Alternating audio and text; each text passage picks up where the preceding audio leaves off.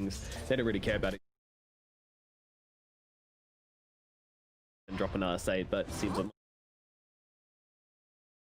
underestimating Milana. You know, Milana, it's this guy doesn't need setup. It's just how he do. Everyone else, you need the setup. Mirana, Milan, nah. The naked.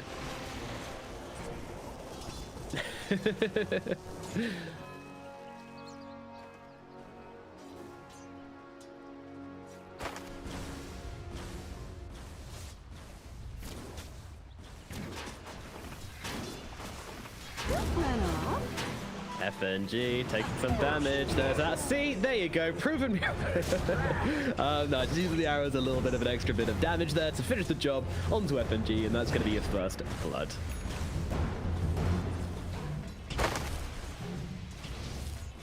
Here, kitty, kitty, kitty. Pull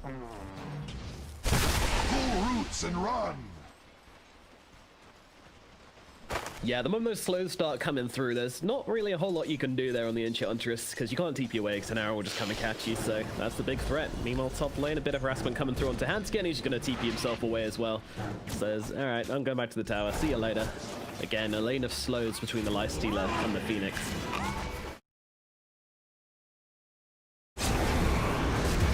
In some trouble down at bottom here, but they do get the kill onto Nico Baby as the right clicks come through, and Mirana has to get herself back, leaping through the trees with that salve coming. FNG will be unable to finish the job. Looks like they're able... Dire's middle tower is under attack.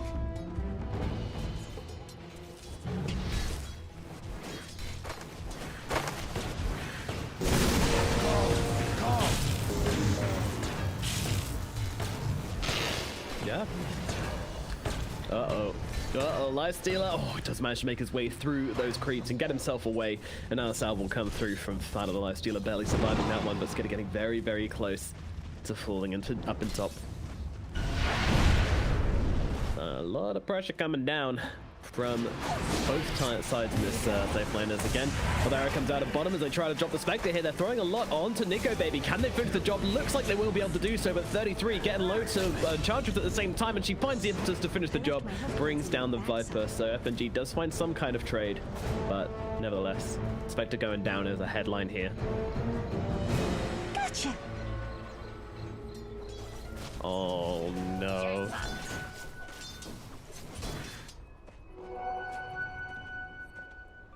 Invisibility. Dire are scanning.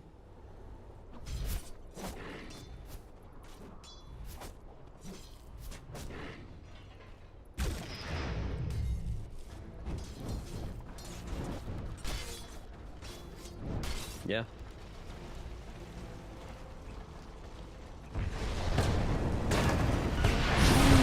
Uh-oh, and some trouble as the Doom comes down. Hans going to top it as well. Fada going to TP across, try and help him out, but it's not going to be enough. The Lina is still dying here. The arrow does connect onto the clockwork, but I mean, Limp is just kind of strutting forward. He doesn't care. Maybe he should, though, as Milan jumps through. Has got a Star Storm, but doesn't really want to just use it on a Doom, because this guy's just way too tanky to drop here, so he's going to be absolutely fine. And it's actually Fada who has to back himself away as well. Pretty awkward here in the middle lane, as they will lose their Lina regardless, despite the rotations in. And this might free up these side lanes a little bit.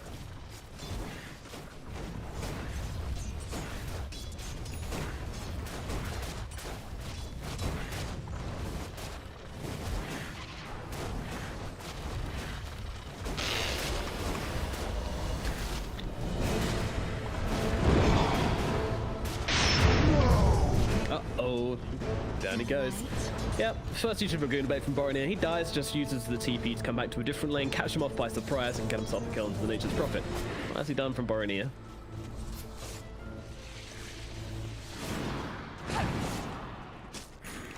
Oh, no. Where are you going?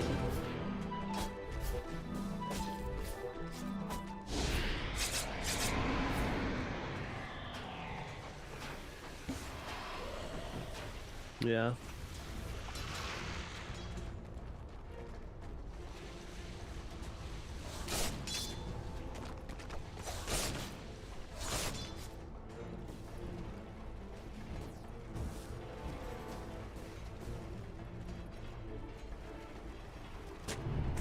Yeah, Nico has not had the start he was looking for this game, that's for sure. Of course, Milan just going to be in the neighborhood, watching him farm. Has an arrow available if he wants to take one of his creeps here also. Jumps in, drops a star storm, takes smooth fall. The creeps and gets a ton of damage out onto Nico. Can he land the arrow here as he jumps to the other side of the fountain? The tree line, and then TPs himself away. Okay, interesting plays there from Milan. I'm not sure that leap was intentional or if he was trying to find an arrow onto point blank arrow onto Nico, but realizing that Nico Baby was too far away and he wouldn't be able to just throw out that arrow willy-nilly.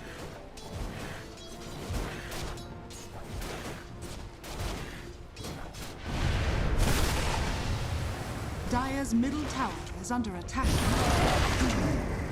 Another day, another doom, and yeah, Borneo is just going to get dropped very quickly indeed. Meanwhile, they'll look for a on 10 here, but I don't think they have it as they make the rotations in. 3 heroes from Mud Golems rotating in towards this middle lane, and they don't save the Lina.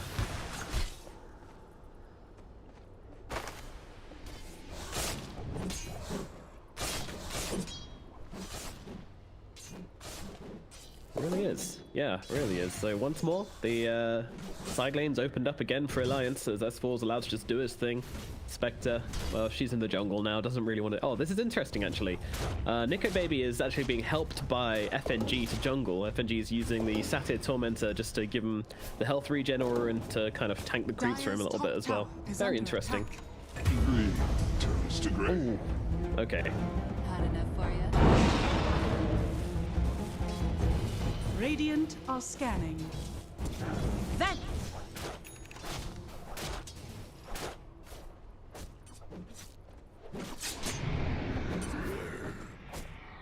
FNG. Radiant's bottom tower is Milan under using attack. the Moonlight Shadow to come forward here. FNG places down the sentry, sees exactly what's going on. Milan, though, he's hungry, but he's hungry for a creep, which he won't get. Zoning out, continuing to put pressure onto Nico, causing him not to be able to farm on low HP. Just knowing that a threat is there, forcing him back into the fountain, and again, just slowing him down more and more and more, and he is the weakest core right now on the Spectre, which is not what you want to see. Limp, meanwhile, he's balling out of control this game. I mean, of course, has to devour, but also a couple of kills on the Borneo. Helping out a lot. This Doom's going to be heading towards this BKB at a very, very scary rate. Radiant's middle tower is under attack. Yeah. Double. Yeah, why is this? I mean, is this build just a kind of budget jungling build, or what? Almighty money.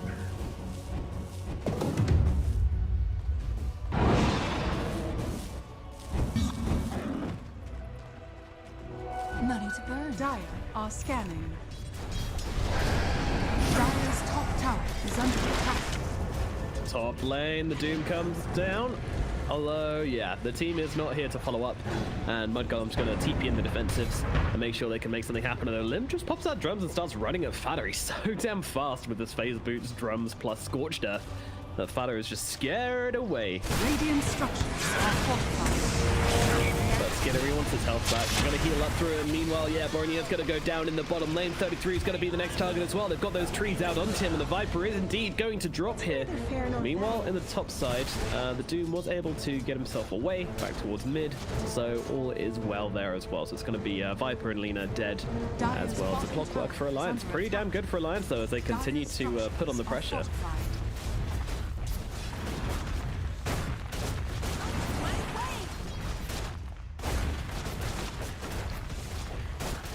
Shadows take.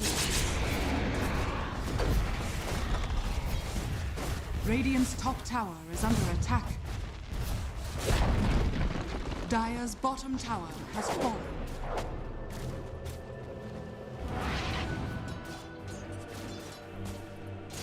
All right, we're getting places.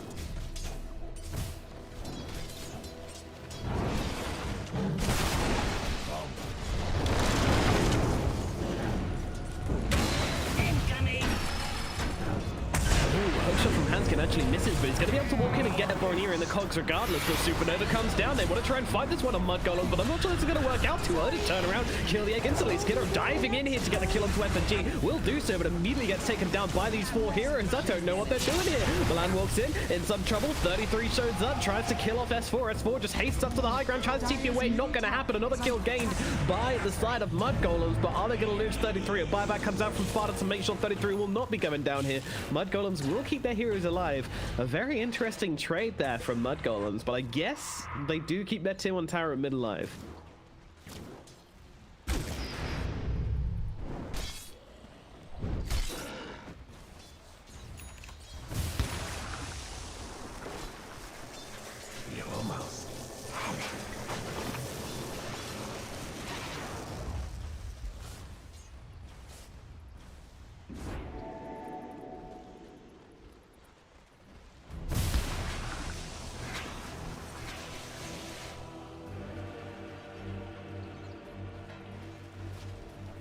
Yeah, this is very high temp. That's what they can do as they look in towards Skidder. Hookshot comes in, Doom's follow up as well. No rage for you, sir. He's being bounced around all over the place, completely controlled. A lovely engagement from Alliance, buttery smooth. That's what you like to see on a Saturday morning.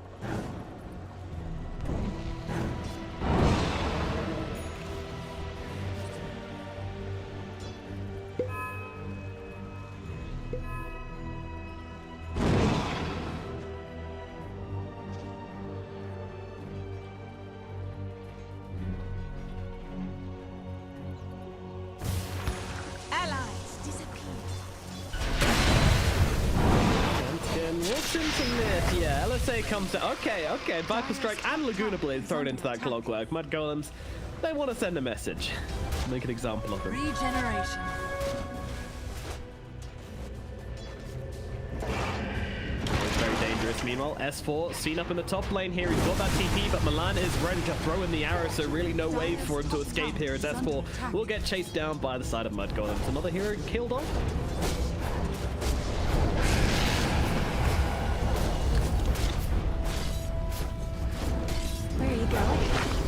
Dire's middle tower is under attack. Dire's structures are fortified. Dire's middle tower has been denied.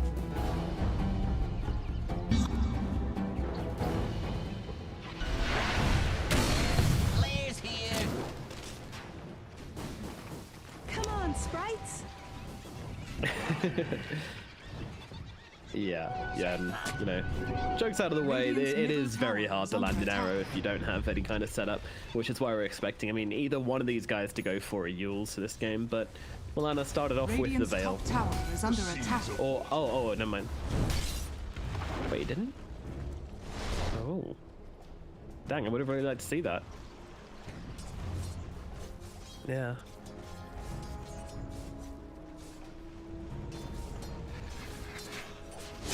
Nico just kind of continuing to farm, trying to catch back up in this game, and to be fair, has done a very, very good job of it. I mean, with the 2 kills onto Skidder, Nico Baby's actually overtaken him on net worth by a fair amount.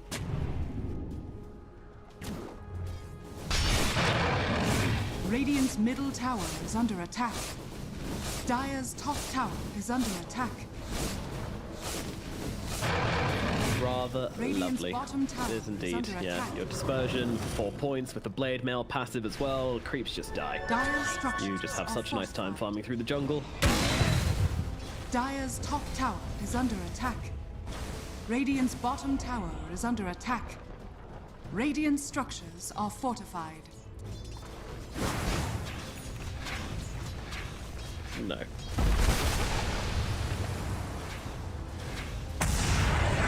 Radiant's bottom tower And is the under Sprout. attack. Radiant's bottom tower is Okay. fallen. So yeah, Pulling Blade for 1, forced up on the other. Hookshot comes through onto Lifestealer. Oh, we've seen this movie before as he gets doomed up for a second time. Exact same way as the first time, and it is just beautiful to watch. Even the second time over, just as good as the first. Skidder gets caught out once again, and that is your Lifestealer dead for 30 seconds. But again, you know, just losing his gold, losing his life 3 times in a row now. This Lifestealer has been brought down by the side of Alliance. They're just punishing him for daring to exist as the arrow comes in. Does unfortunately miss onto FNG, and now Milan balance kind of lead themselves into an awkward situation, but they are still going to be able to get the kill. Oh, they're not. The uphill miss. Hanskin gets away. The trees come out onto Fada here, but Fada really doesn't care. They break them down with an LSA perhaps as they get themselves out. And Wool as well.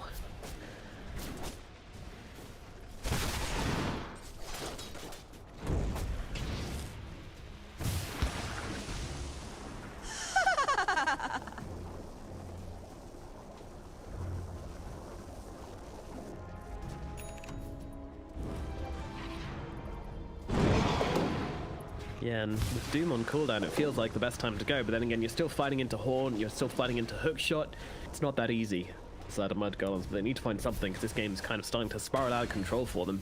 The Spectre just gets bigger and bigger, and this Doom is already massive. He's got his BKB finished up.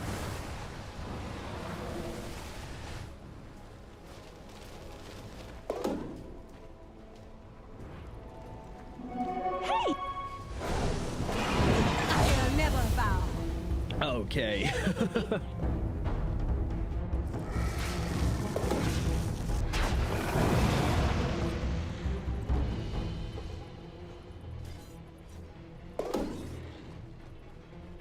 Yeah, I mean, that was pretty much a solo kill by the Enchantress, by the way. 320 damage dealt by the Nature's Wrath, but everything else, 781 damage dealt by the Impetus alone, pretty much.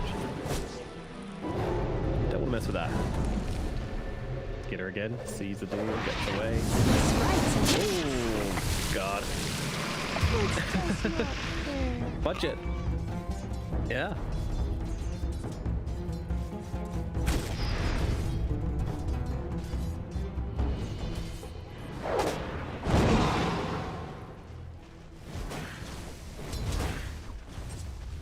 Dire's top tower is under attack. Vanish. Yeah. I mean, maybe that's part of the reason why 33 is not going for the Atos, because he found this Glunting end. But yeah. True. Incoming! Yeah, very awkward game for Mudgolems. It does feel like their hands are tired after this kind of rough early start. I mean, to be fair, like the early start wasn't even that bad. As, you know, about 10 minutes, the game was equal. In fact, this Spectre was having a pretty bad time, but Mudgolems just did nothing with their advantage, and now we're in this sticky situation where Alliance are really just starting to roll over them. They need to find some momentum.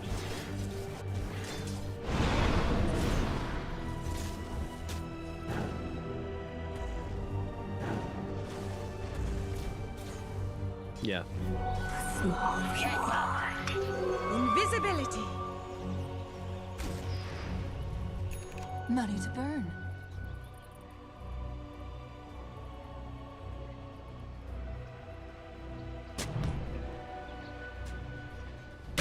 And it's off!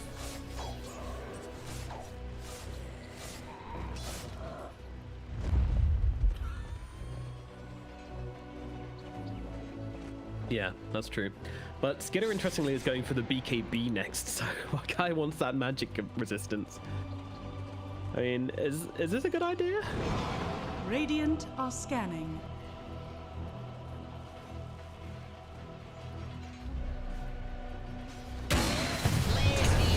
I don't know what he's buying it for. They pop the BKB now on 33. He's going to turn around, try and jump onto Hanskin, throws a bit of damage down, but FNG and Limp are just taking chunks out of him. They're going to be able to take down the Viper regardless, even if that BKB doesn't make a difference, but they will lose Hanskin in response. Milan leaping into this one, leaps back out, but unfortunately, Impetus is going to kill him off. And now Skidder and Boronia, they just need to leave. They will be able to get themselves out. But still, I mean, two big heroes dropped on the side of Mud Golems, and all they get is a clockwork for it.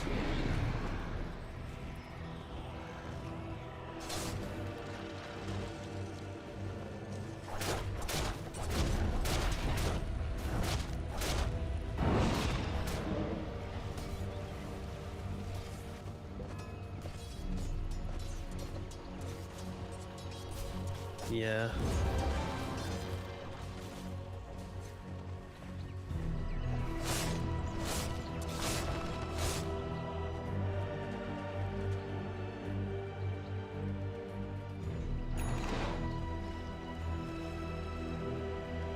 Vanish.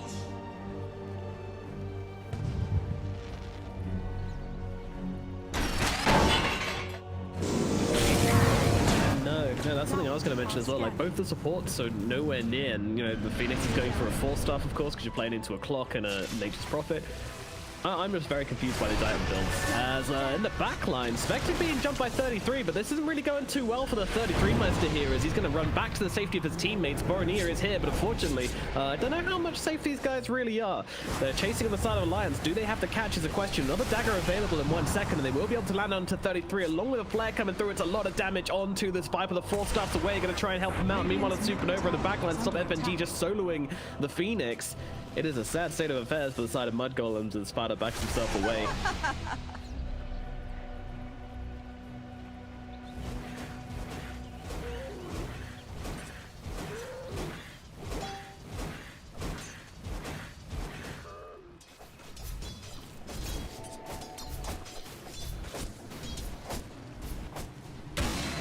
With flair.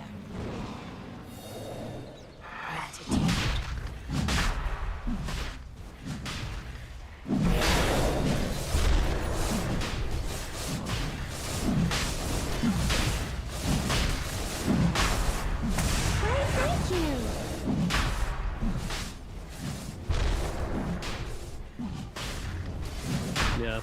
Roshan has fallen to the Radiant.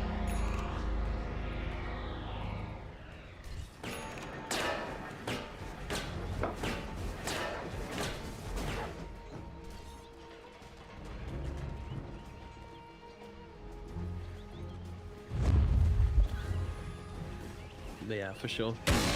But, you know, that hasn't worked out that way. Mud Golems are just so far behind, and yeah, they don't have the tools to come back into it. That's my big concern. And I'm still so confused about this BKB Lifestealer. Like, I like the item on Lifestealer in certain games, but this game I cannot figure it out. Like, what does he need it for? We have Milan dying again. Nicely done.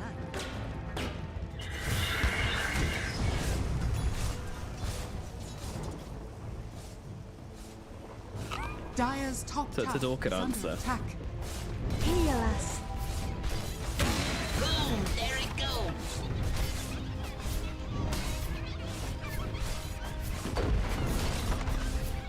Okie dokie. Well, I will accept it as Alliance push in on this tier 2 tower up in the top lane, and through the backdoor protection, they're struggling to bring it down, but the creeps will come over, bring down that protection, allow them to kill off this tier 2 as Nico Baby claims it, quickly becoming the richest hero in the game along with Limp here on this Doom, who's just farmed up an absolute storm, racking around with a Shiva's Guard. My goodness.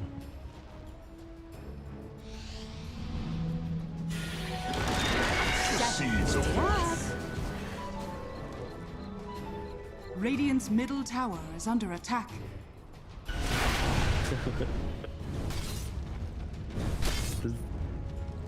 0-0-10 Doom. What a hero.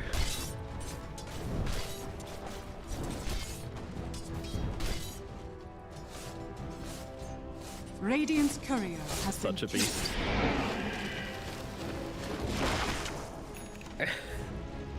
Yeah, I don't want to keep bringing it up, but I am just so confused. Anyway, let us move on. We'll see how it works out. I mean, he's got it now. This could catch Alliance off guard. Whatever plan they have might just be completely put to rest as a nice arrow to engage upon the Doom here. They have to try and bring it down. BKB pop from Skidder, but also pop from Flint to try and get himself away. Shiva's Guard also being used. Meanwhile, the Horn comes down. Skidder looking for a target. He's already used the Rage inside the BKB, in fact, so he's got to back himself away and infest into Boromir. And now the hook shot comes through. Lina in some trouble. Boromir full staff and away, but that impetus does a lot of damage. They need to save the X. Sick Manta dodge from Nico. It's going to be enough to bring down that egg. They kill it off, but Nico, with his Aegis, he's not really too afraid of coming too close here. Skidder turns around, looking onto FNG. FNG should be an easy kill at the very least. They bring him down, but now the Doom comes down onto that Lifestealer. However, there's no real follow-up from the side of Alliance. This could be a little bit awkward as Limp's actually running away from the Lifestealer. The buyback from Fada as well, forcing back Alliance, but they are going to be more than happy with this one. Despite their Doom not really doing much, they get themselves 2 kills and they get a buyback from the Phoenix. Yeah, if S4 dies here, this could be completely different. Islands, TP, oh, the clumsy, it's not off cooldown. It's not off cooldown. Very stylish. Oh, beautiful.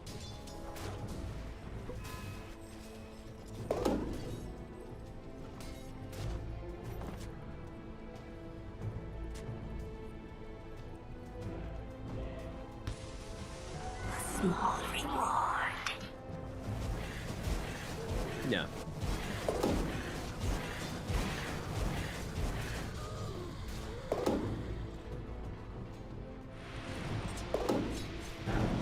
Yeah, unfortunately the Aegis will have run out by that point, but I don't think that matters too much. I mean, Nika Baby's not really dying anyway.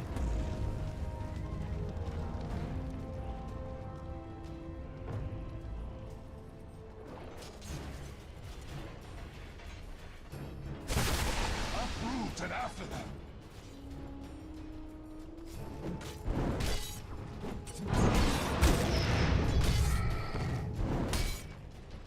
Allies disappear. Radiant's middle tower is under attack. Okay, Clockwork, seen in the river, taken down pretty instantly by the side of Mud Golems. It certainly is, yeah. The Blade of Alliance has been blunted now, looking for more Borneo, jumping on forward here. LSA just about lands onto Limp. Arrow to follow up as well. He's completely locked down. Limp is eventually going to go down if they have the damage, which they certainly do. Now Supernova gets dropped onto FNG and S4 here. They'll try and take down that egg, but unfortunately their lives will be taken. Borneo with the Ultra Kill. Mud Golems find 4 in the middle lane. They were not ready for that Alliance. My goodness. Radiant structures are fortified. Radiant's middle tower is under attack.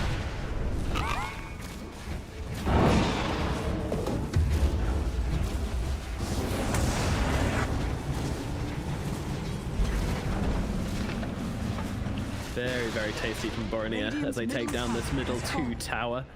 Radiant's top tower is under attack. Radiant's top tower has fallen. Yeah.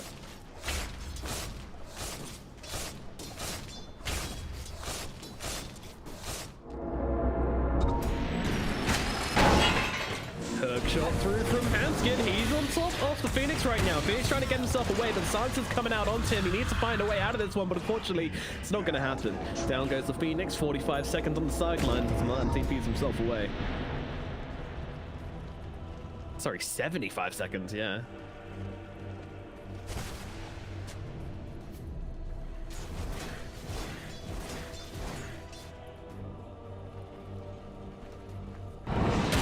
Coming in.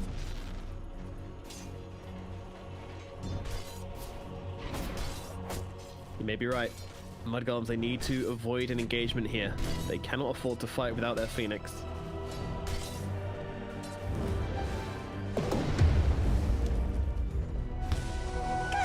Dire's middle tower is under attack.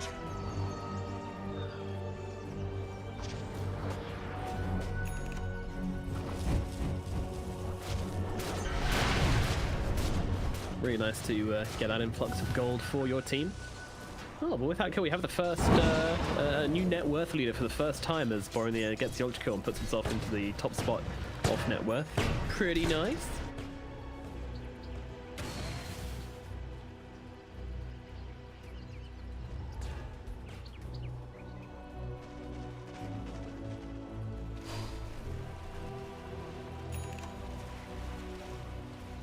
Radiant are scanning.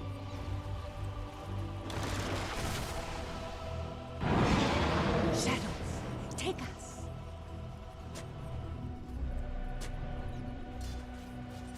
Smoking up around each other, but they do find someone. S4 is the target, but you can actually get up the BKB in time. He's actually turning around to Mirana, and with that enchanted quiver, does a lot of damage onto Mirana, but Milan's going to be okay. Just a bit of threat. Nice, quick BKB reaction. Save that Prophet's life. Milan gets in the pit. FNG's pinging it out. They see him here. He's like, oh dear, the jig is up. Lana leaps away, and that impetus is not going to hit because the Yules comes out from Milan in time. Milan is actually going to survive that one as the Lifestealer's going to heal him up to full.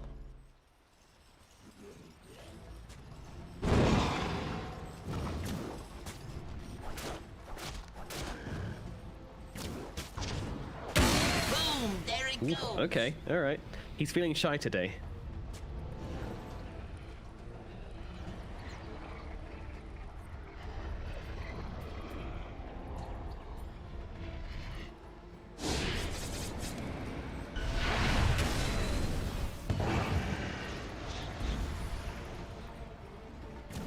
Limp, seen at mid. Milan tries to set up with the Yules, but unfortunately there are too many creeps in the way to land the arrow.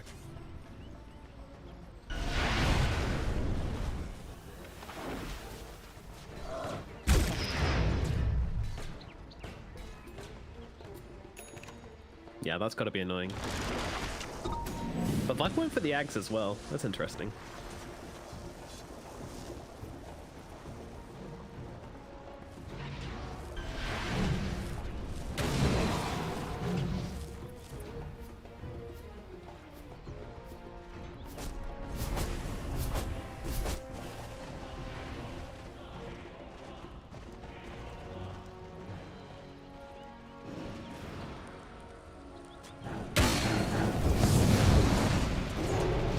Yeah, none of them really have that kind of in-fight mobility. It's just increased movement speed, so that's when the Viper Strike finds its value. There's no blinks, there's no... Well, I mean, there is a blink on the Doom, but there's no blink abilities as such as they look forward onto Skinner here. He does pop the Rage in time, though. Immediately comes in towards S4, infests inside his own Treant, and runs himself back. Might Golems, they will keep their Lifestealer alive right now. Now, are they looking to maybe try and find a fight here? Because no one wants to give up ground when you're fighting around this Roche pit, but it is Alliance who will back themselves away.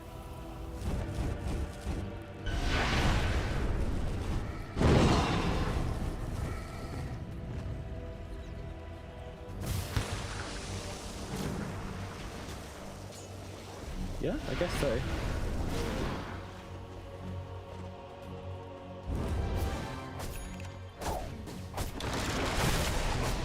Do you feel like Sierra has been doing enough in these team fights so far?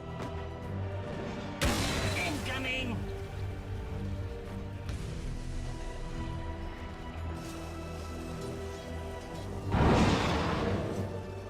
Yeah, that's a really nice item. Oh, X4, he couldn't resist the Arcane Rune. There will jump onto him right now, but the Doom comes down in the backlines, throwing it onto the Viper straight away as the Supernova comes in. Burnie trying to stop them, but they've all got BKB. They're going to be able to take down the Supernova easily. Now moving across towards the Viper as well. He is going to die. Skinner with that BKB, infesting inside the creep, trying to get away, but they are pinging out that creep desperately here. Is Burnie is going to be the new target. Blink on top. Infernal Blade comes down, but Lena runs herself out. Meanwhile, Skinner will be able to... No, never mind. Won't be able to do anything. Skinner and Burnie are both dead. The calls are out. Milan on the run as well, but they might not be done here as the TP comes into the base. Nah, he's not going to do that. S4 just needs to focus on the push. 4 heroes dead on the side of Mud Golem, so as Alliance, they just take an easy fight here in the middle lane.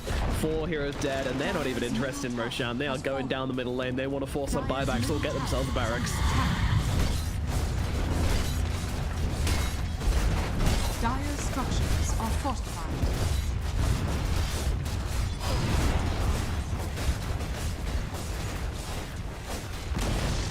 Dire's middle tower has fallen. Dire's middle barracks are under attack. Dire's middle barracks has fallen. Dire's middle barracks has fallen. Straight off the bat. Yeah. Gotcha. S4.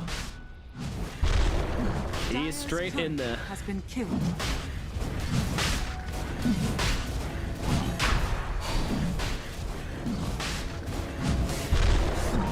In they go.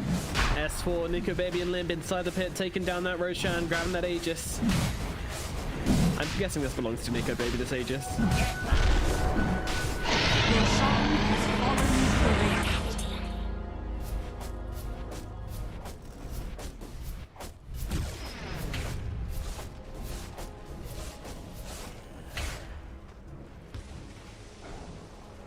17k gold advantage at the 36-minute mark. Alliance, they are very much in control. They've got the Spectre, they've got the Doom.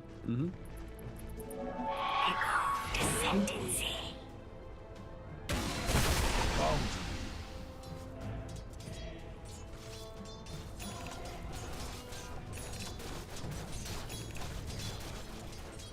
Radiant are scanning. Dire are scanning.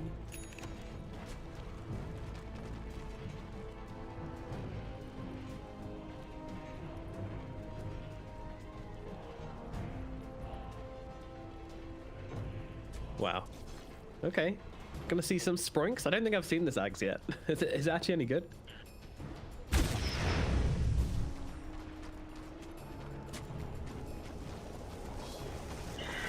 Interesting. Okay. Yeah.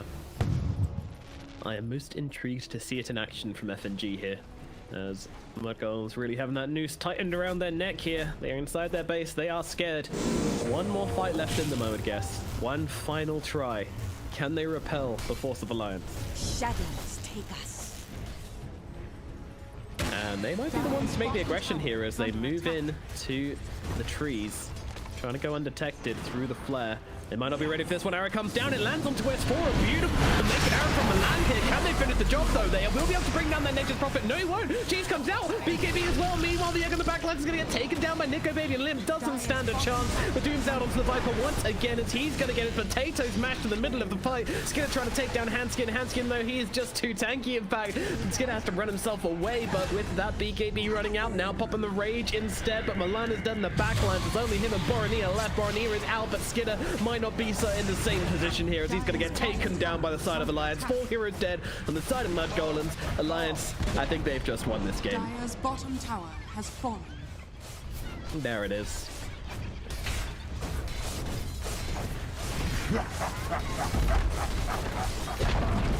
Alliance victory.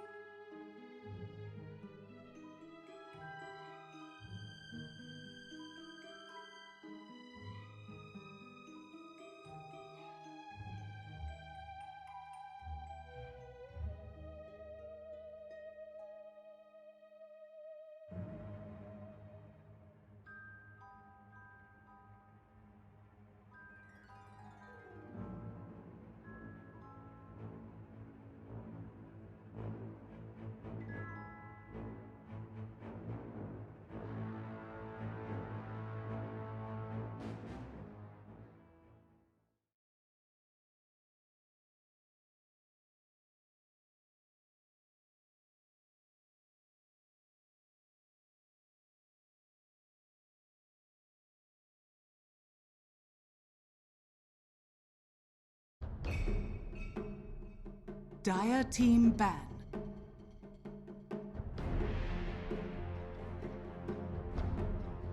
Alliances turn to ban. Dire team ban.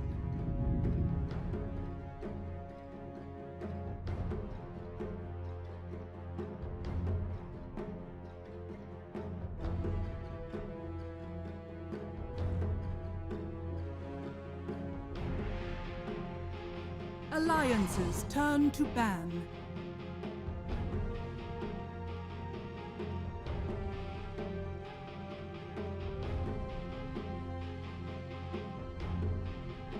Dire team pick.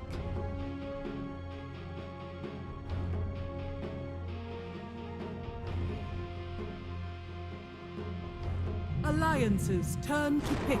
Lena. Dire team pick. Enchantress.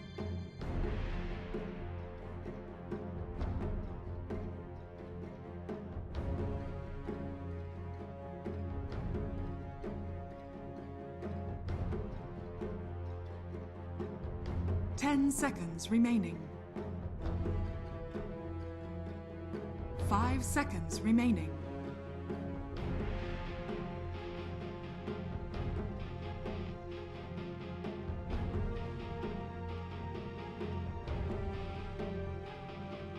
Alliances turn to pick. Mirana.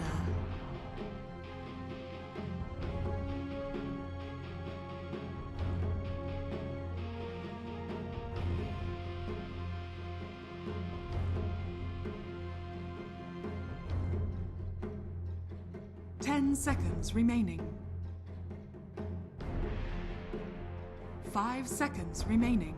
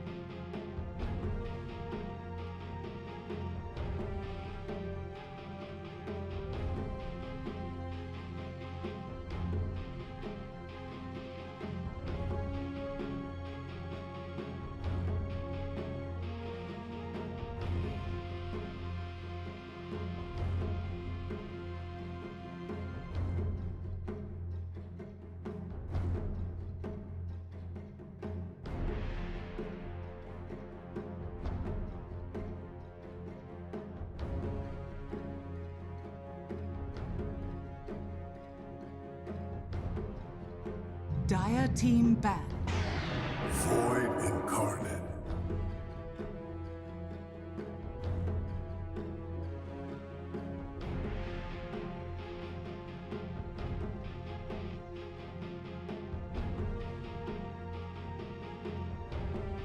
Ten seconds remaining.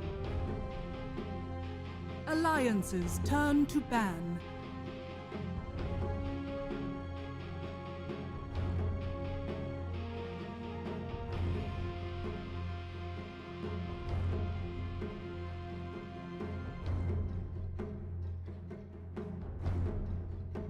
Ten seconds remaining.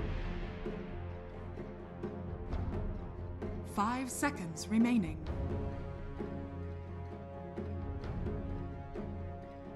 Dire team ban.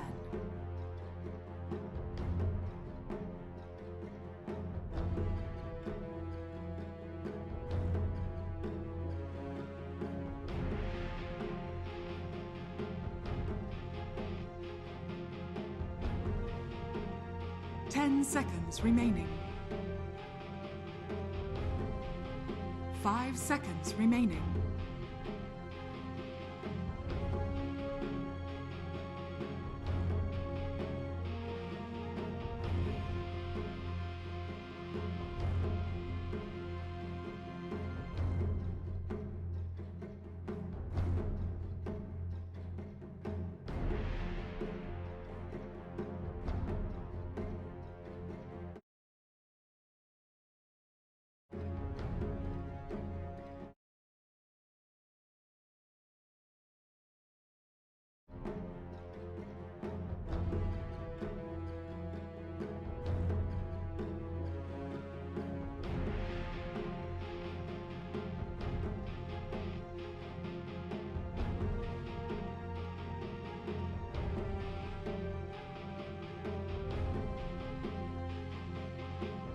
Alliances turn to ban. Dire team ban.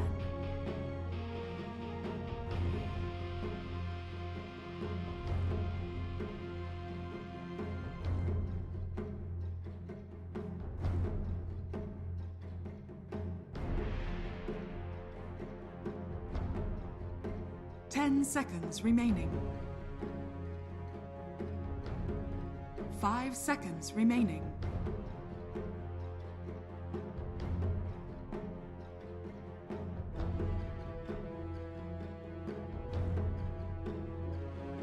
Alliances turn to ban.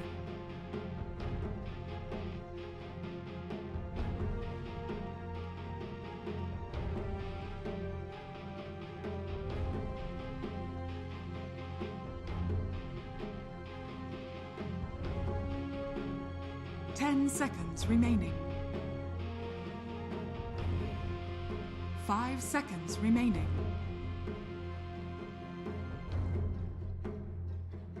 Alliances turn to pick. Dire team pick. Tiny.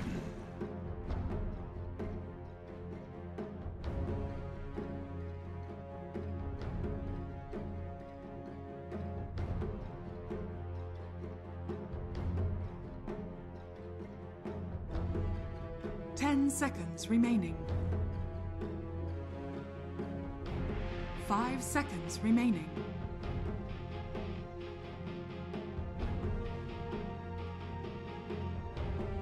Alliances turn to pick. Stands ready.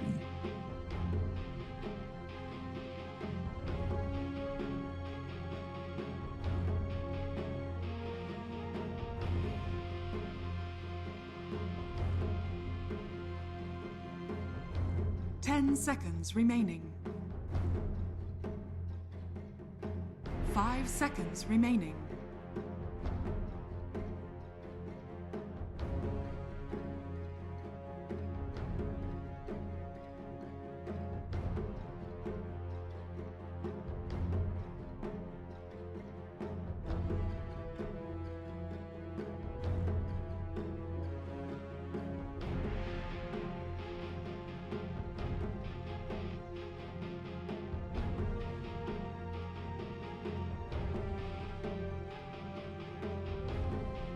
Dire team pick. Tide Hunter.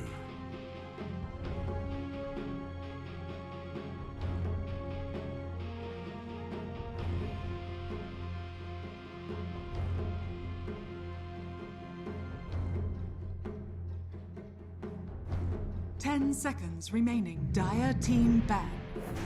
Omni Knight.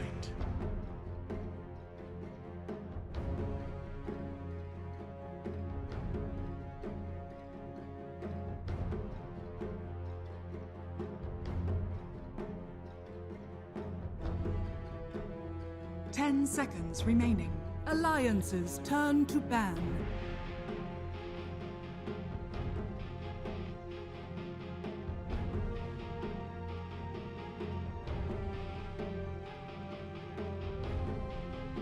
Dire team ban.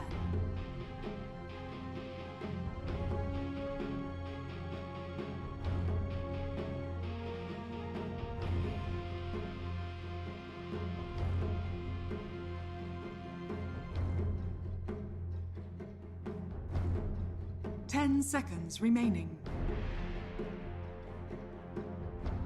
5 seconds remaining.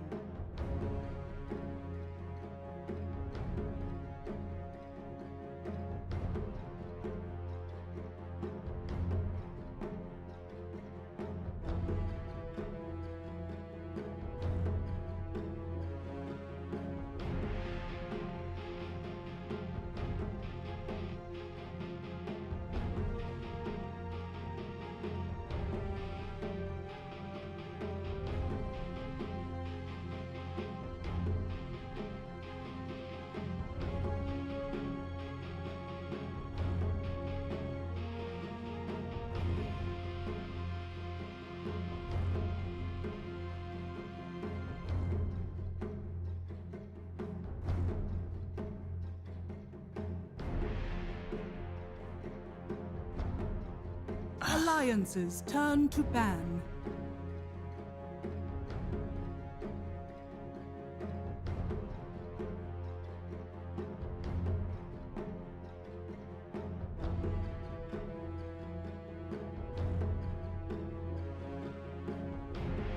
Ten seconds remaining. 5 seconds remaining.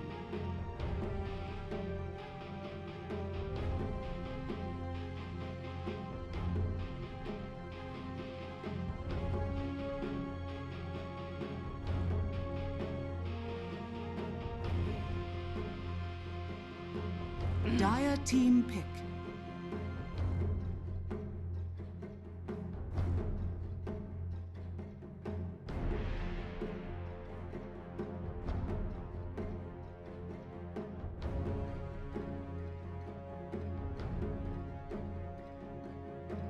Seconds remaining.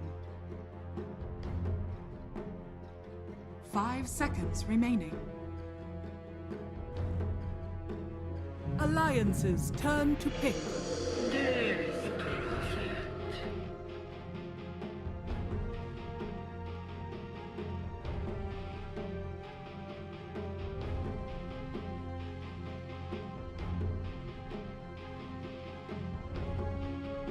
10 seconds remaining. 5 seconds remaining.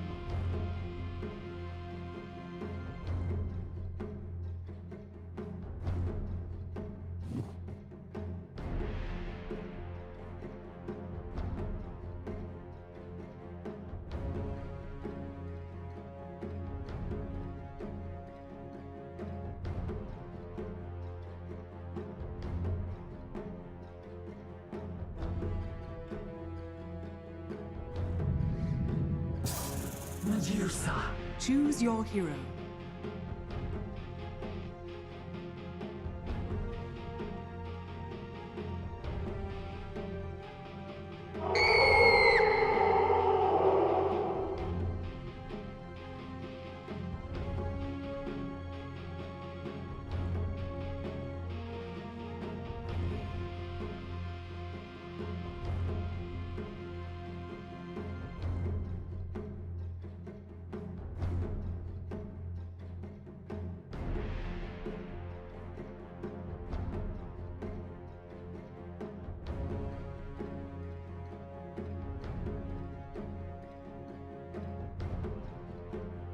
Ten seconds remaining. 10 seconds remaining.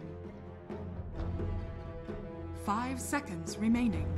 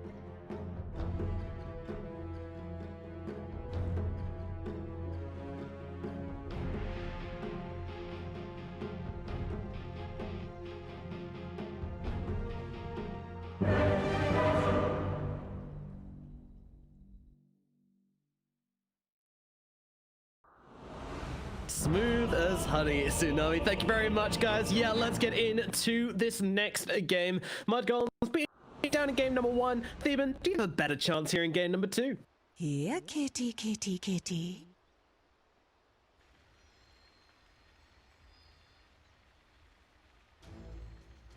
Just go and buy statistics. Okay, fair enough.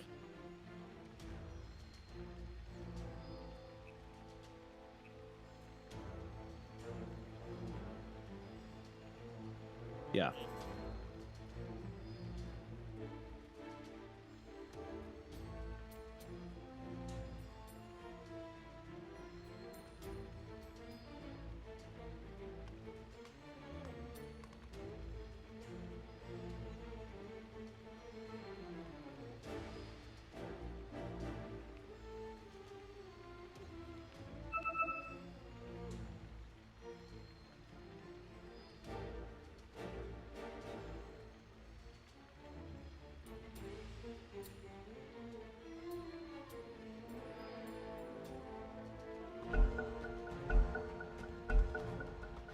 Yeah, I think this is going to be an interesting game, and a game of ultimates, really, because I think this Exorcism is going to be very important. Obviously, God's Strength, always very important, and the Ravage are the big ultimates I'm looking at in this game. And Guessfall's got a lot of pressure on his shoulders to try and make some big things happen, because without it, his team are a bit limited. But I gotta say, I'm not loving the support duo from Mud Golems. I mean, I guess Omni Knight's always good when you've got the Sven, but in terms of what they can do together, once more, you don't have the setup, you know, there's no soft initiation from the side of Mod Golems. You can't just throw someone in here and try and find a pick-off, which is what they struggled from last game. So I'm wondering if they're going to fall into that same trap as they raid the high ground here, but the Avalanche gets thrown out from Hanskin to stop the aggression, and that an introductory smoke will achieve nothing.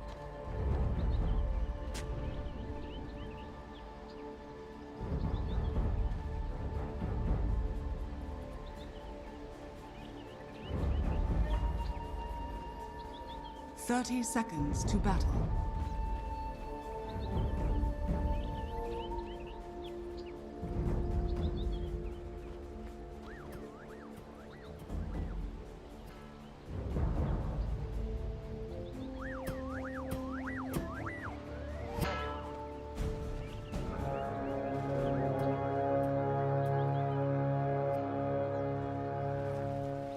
Well, The battle begins.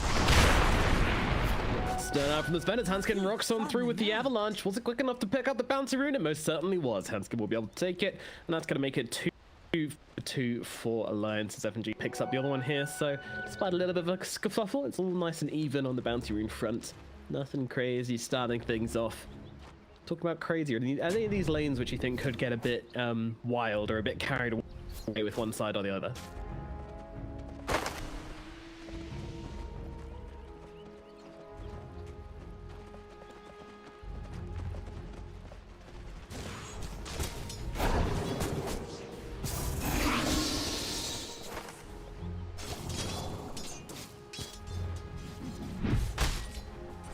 Yeah, it really is. Yeah, it just comes down to the big brawl, and Sven loves that. I mean, especially Sven plus Omni, they love a bit of a brawl, so fully expecting Skidder to have a pretty free time up here in this top lane. Meanwhile, in towards mid, we've got the Lina versus the Void Spirit. A lot of potential for this just to be a straight-up farm trade, but also a lot of potential for somebody to die if they misstep. Two very squishy, high-damage heroes. One could get caught by the other at any available opportunity. And these power runes are going to be very, very key in this middle lane.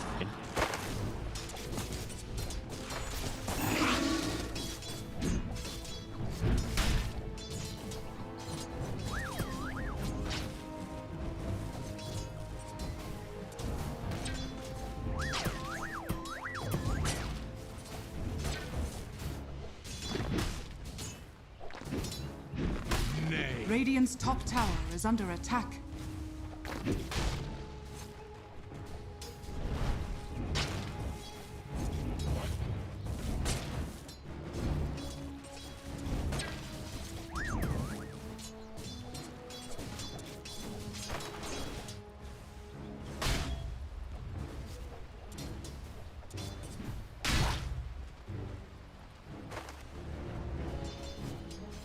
Yeah, every time he's away, you gotta try and make the most out of it, because you never know what else he could be getting up to. Potential for rotation is pretty high as a top back Fada, yeah, under that tower. That's doing a lot of damage. Won't be able to finish the job, though, unfortunately, because they don't really have much lockdown past the Avalanche and the toss, but still a good amount of harass, and that is going to force out at least a couple of tangos from the Omni Knight.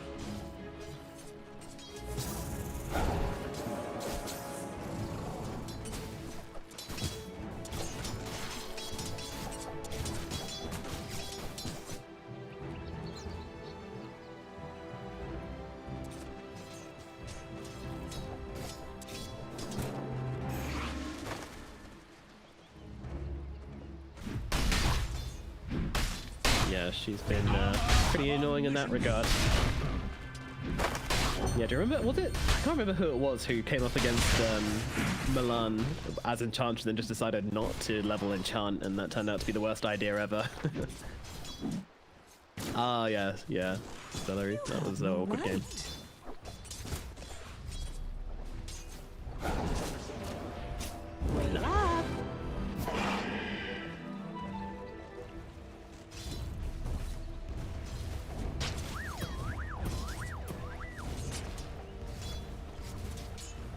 Dire's structures are fortified. Also feels bad. Yeah, for sure. Even gave him a good amount of pressure onto Milan as FNG getting run down a little bit here. If Milan can find the angle for the arrow, might just come in nice and close and be able to finish the job with some right clicks regardless. They will drop FNG, and Nico Baby going to be forced back under that tower as well. Milan really not winning this trade with Nico Baby here. This Medusa's just too damn strong. Radiant's middle tower is under attack. Oh, okay.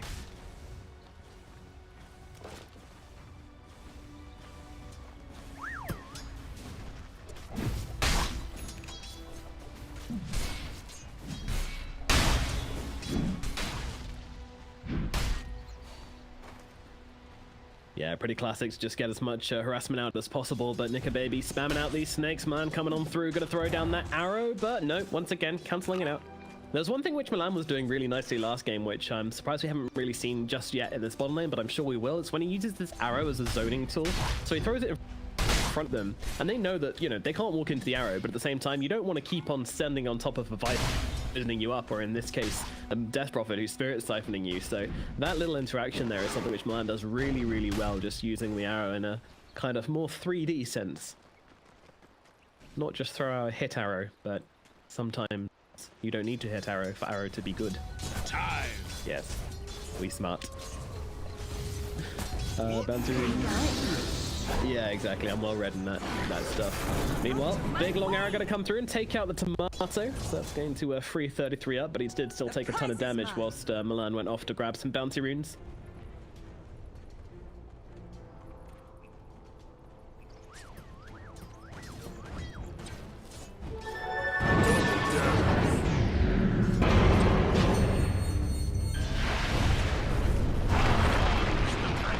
Hanskin? Mid? Yeah. Making some trades. This double damage from Limp did a ton of damage with the Astral Steps, but wasn't quite able to get the kill onto Borneo with Fada there healing him up. Ooh.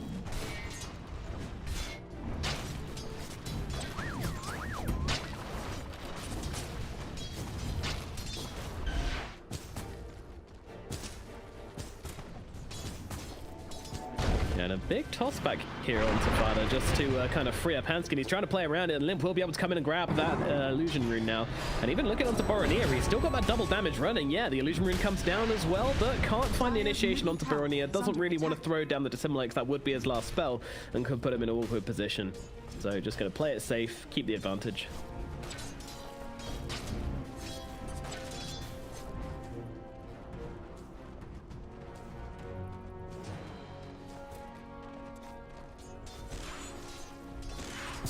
Dire are scanning. Bottom lane onto the DP, just a decent amount of harassment coming down to 33. Might even be a little bit more than that, as the arrow's going to sail through and not connect onto anybody, but 33 turning it around. Going to throw down the Spirit Siphons onto both FNG and Nico Baby, running into the trees, but Hanskin is here as well. Too many heroes. I think he could be in some trouble. Avalanche comes through. Do they have the toss? They do, but they don't really need it. Although that said, the heal comes through, but they will be able to bring him down. Hanskin could be in some trouble as Fada gets on top of him, pops down that Heavenly Grace on top of him, trying to finish the job. Meanwhile, Milan has to jump away, just about survives. Arrow comes through, kills off Hanskin. Meanwhile, Fada stuck in the trees, but with that Heavenly Grace, he will be okay. Kind of interesting trade being made here at the bottom lane, but I guess that does go the way of Alliance in the end, because they get that kill onto the all-important Death Prophet.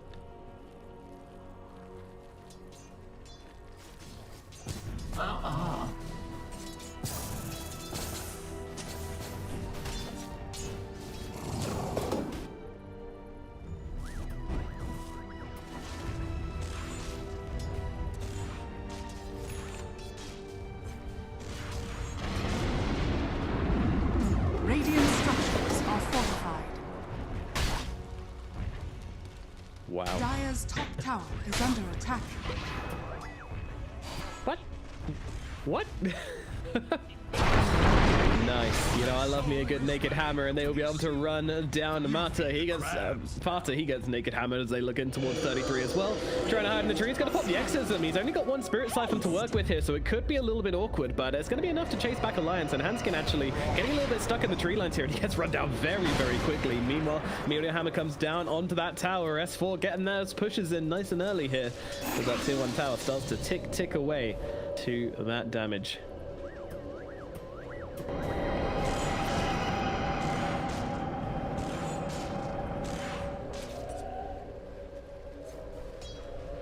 Yeah.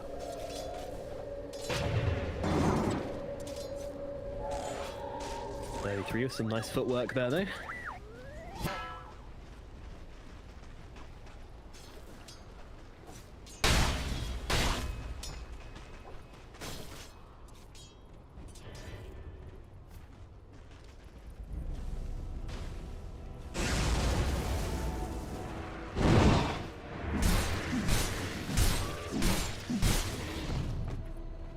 Yeah, plus it's going to give him a lot of kills threat with his level 6, right? Which he obviously now has. I mean, no one wants to come into lane versus S4 here, because if you just get ravaged and meteor hammered, you may well just die.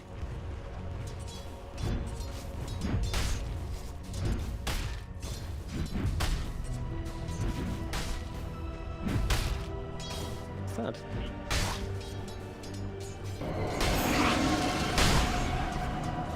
Good shot. Arrow going to connect though, as Tidehunter could be in some trouble here as he's getting jumped upon by Milan, but at the same time he's a big tanky boy and not going to go down too easily, especially with all that health regen by the Meteor Hammer. He's sitting on a natural 13 HP regen, so it's very, very hard to actually get through his tanky exterior. There's a lot of heroes moving in here. S4. Radiant's middle tower is under attack.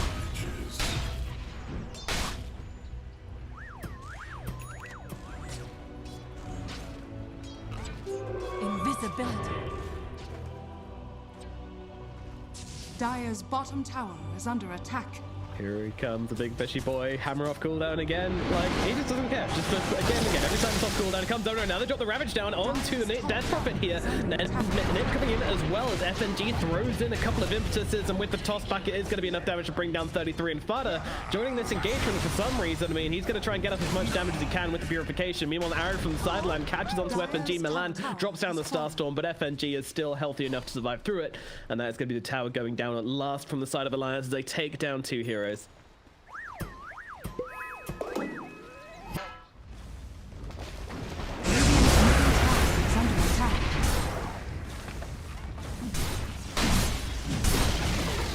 Radiant's middle tower has fallen.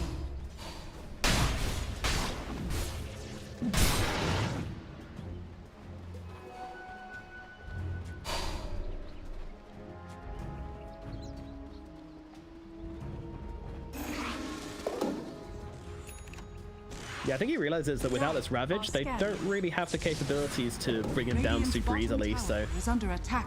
Knowing that those TPs came in top, structures yeah. are fortified.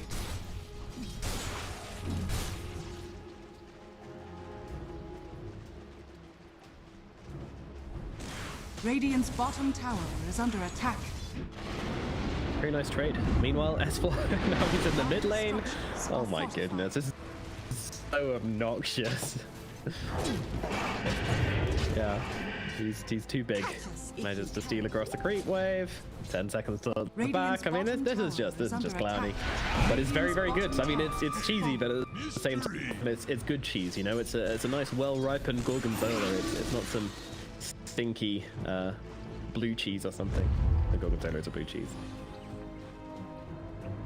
Let's go.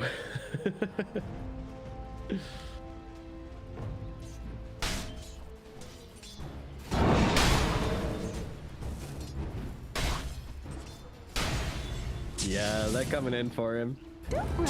They want the big boy. They see FNG instead, though, so they'll have to change targets onto this Enchantress. The LSA comes down onto FNG, and they will be able to get that kill easily. But Alliance are bringing in some heroes is in. Rocks up the Medusa with that Stone Gaze coming down, but S4 has gone down all the same. Yeah, those Spirit Siphon doing a hell of a lot of damage to the big tanky Tidehunter. Nice strike in from Mud Golems. Medusa kind of ran around that fight in circles with Stone Gaze and didn't really do anything, to be honest. Yeah.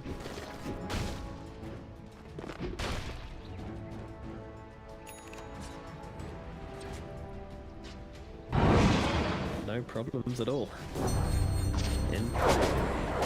Yeah, kitty, kitty, kitty.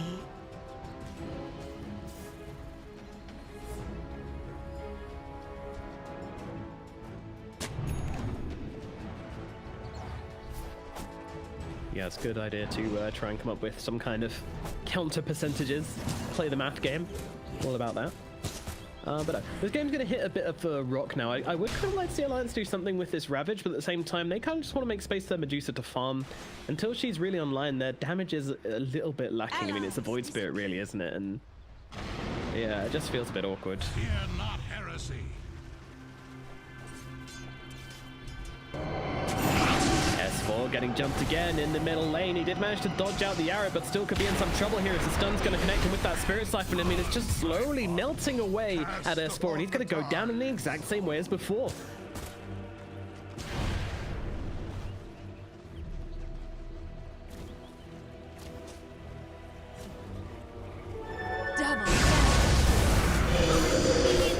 Wow. Dire's top tower is under attack. Radiant are scanning.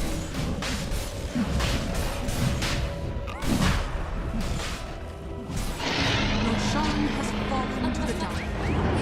Yeah, it's pretty insane. Meanwhile, Limp, though, he's doing some fancy stuff with Mirana, and he's actually going to be able to secure himself a solo kill, so Limp gets something at least. But now Skidder, he's angry. You killed my support. Come back here, Limp. But Limp is not trying to give him the opportunity here. Has himself a taunt to throw out as cooldowns are available. In about 3 seconds, he'll have himself a dissimulate, and Skidder, he's bored. You know, these low attention span carries, just see some creeps, get distracted, and start farming up that creep wave. Didn't want to chase after squirrels.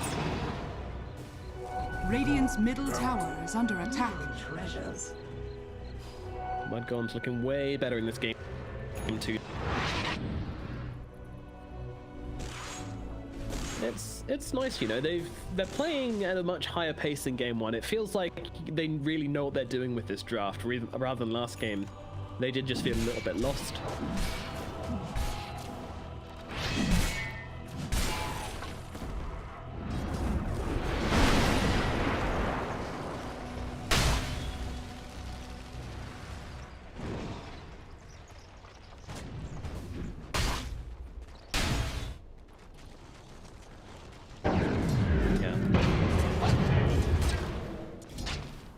Radiant's bottom tower is under attack.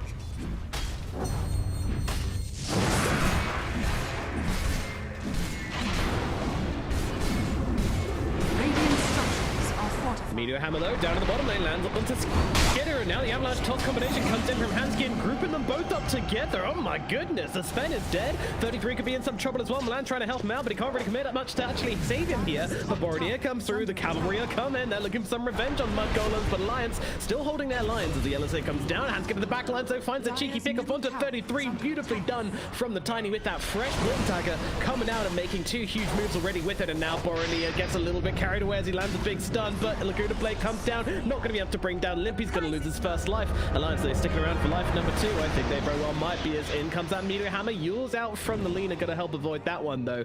And now with Fada coming back into the engagement, Mudgolems might be looking for something as Yara comes through. Hanskin is forced to move towards the enemy team to dodge it, and now could be in a bit of an awkward situation, but Fada's getting some tasty little spears thrown his way as the rainbows will come through, but FNG has to back himself up. The mech saves him just about in time, and Mudgolems will disengage, as will Alliance. Peace erupts in the map at last, although I say that, Nico Baby's actually in a bit of a sticky situation up here at top. LSA lands onto him. Nico Baby could be in some trouble, does manage to pop off that stone gate, so Skidder and Boronier just got to walk straight into it here, but Nico Baby's out. He says, see you later, pops that stone gate, runs himself away, and will be nice and safe, and I think finally, that will put an end to things.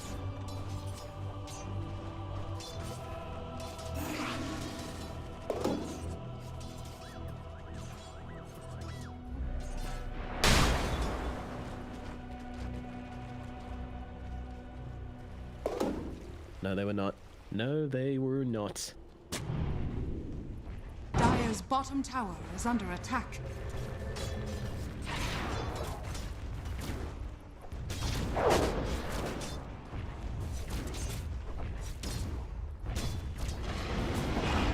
Yeah, I like this. Dire's bottom tower is under attack. Well, S4 still doing his Dire are thing. scanning.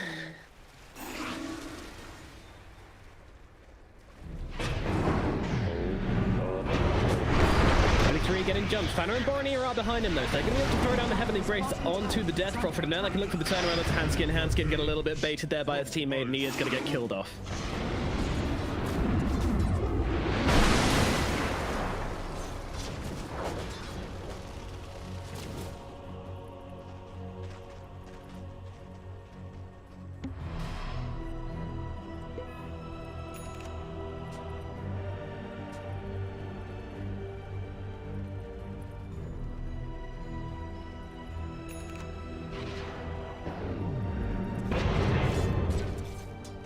Up at top. Yeah, they're looking onto him, but he gets the blink away. Can he actually escape this one? Dissimulate in 7, Astral Step in 3. Ah, they give up.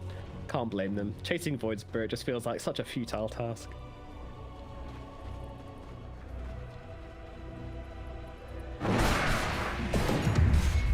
Dire's middle tower is under attack. Yeah, you just gotta get close enough to actually use it before he instantly snaps himself out of existence with the Astral Step or Dissimulate. So annoying. Meanwhile, Nico Baby just continues to farm up, but not quite as quickly as the Sven. Pretty close though.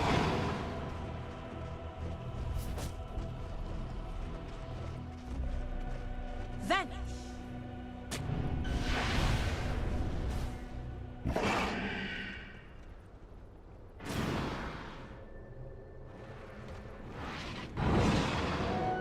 Yeah, Mud Golem's just trying to invade the bottom lane, thinking they can catch somebody pushing out, but Alliance very ready for that one. Definitely someone on the comms saying, guys, if you're in the bottom lane, now is the time to evacuate, get to those trees, TP yourselves away, because it is a red zone.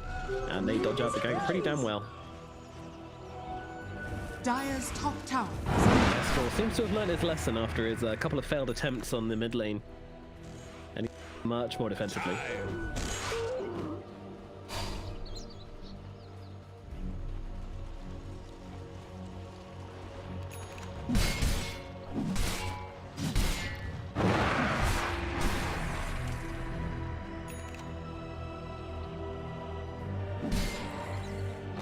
Dire's top tower is under attack.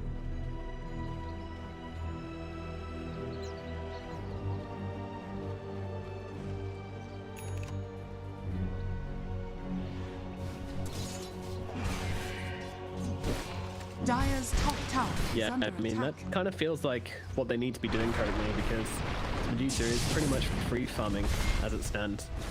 But as is Skitter at the same time, so it's kind of like a trade at this point. And as we mentioned before, you know, the Sven is amped, the Medusa is not. Stun comes through, the TPs are coming though. Yeah, we've been down this route, that's for sure. And they've got the Omni, he's dead. Ravager's gonna kill him off. That's a great kill to start things off, and down goes 33 as well. Uh-oh, Mud Golems need to leave. The line in the back, Lions has not got the Moonlight Shadow either, so it's gonna be a very awkward disengagement. They can't leave Skitter behind, that is a problem. Does have a BKB, doesn't have a TP though, so Skitter just needs to hold on for the time being as Hanskin comes in around the side. The Avalanche lands onto 2, yields come through, the buyback comes out from the Omni Knight. He wants to come back into this one, and Alliance, are they were expecting it? Looks like they might be. The RZ comes through, but they get Rack on top of that Lina. Lina backs herself out, but now the Sven jumps in, popping an ulti, just trying to fight up into Nico Baby. Nico Baby pops the Stone Gaze, so freezes the Sven solid. Omni Knight is behind him though, throwing in that Heavenly Grace, but even with the Heavenly Grace and the BKB, Skitter can't actually find himself a fight as they look around to the sidelines and they find the Mirana. She gets taken down, it will not be surviving this one. Nico Baby gets that kill, the rest of Alliance looking forward for more. 33 is back, has the Exo, gonna pop it, 3-man silence. They're looking to try and make something of it still. Maybe they find themselves limp on the sidelines, but Hanskin comes in with the Avatar's combo to mess things up, and they still can't find the target, and Sven is just getting completely destroyed by Limp and Bornea. Although I say that, the two are trading. Skitter coming back in, they will be able to get the kill into the Void Spirit. Meanwhile, Fada goes down to FNG. Bornea looks across to Hanskin, but Hanskin has the Avalanche, he's got the toss and will be able to kill off the Lina instead. Skitter just running himself away. Meanwhile, FNG being chased by 33 on the back as he picks himself up a double kill. A little bit of a success here from Mud Golems. Hanskin doesn't want to walk into this DP, so he's just going to go bury himself in the trees. Oh, he actually goes for the creep cut here. Milana's on top of him though. Does have an arrow, does have a Yules as well, so should easily be able to control up Hanskin here and find this kill for Skitter. And Dire's bottom tower is under attack.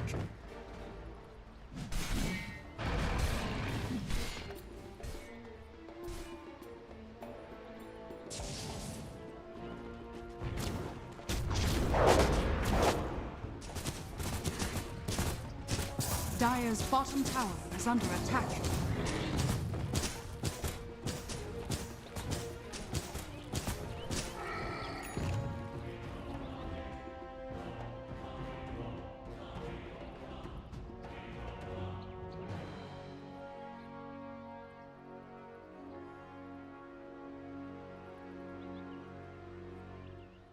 very, very interesting fight. I mean, there's just so much going on, you know, these two simultaneous fights, so it's very hard to keep track on who's actually killing whom. But yeah, definitely Mud Golems coming out on top on that one. Even though they did lose a couple of heroes at the start, they respawn, they can come back into the fight, and then Mud Golems managed to strike back pretty hard.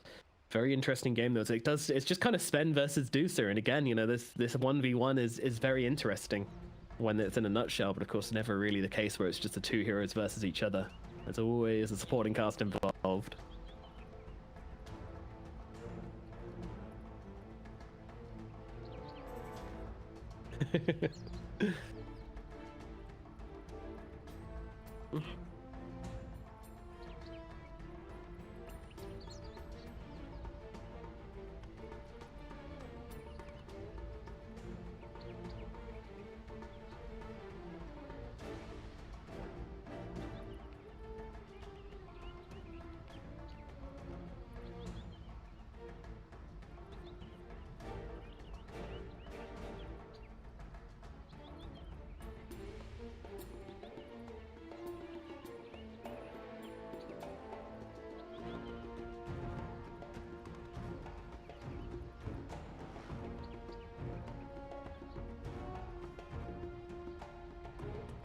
Sounds like a plan, but executing that is not going to be as easy as it sounds. The lads are going to be doing everything in their power to try and stop 33 from just running over these fights. I mean, 33 has been the main target, right? Like every single engagement we've seen, the Omni Knight's been number 1 on the hit list, number 2 is 33, so they do not want to give DP the chance to actually be a factor in these team fights. Makes a lot of sense as well.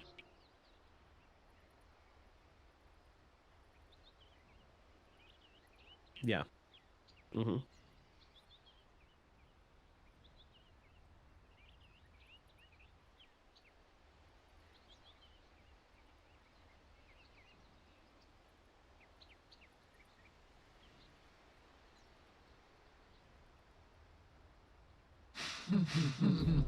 Yeah, that's makes a lot more sense. So what's the play from Mud Golems then? Do they need to stop running down towers and start looking for smokes into this triangle? Oh yeah.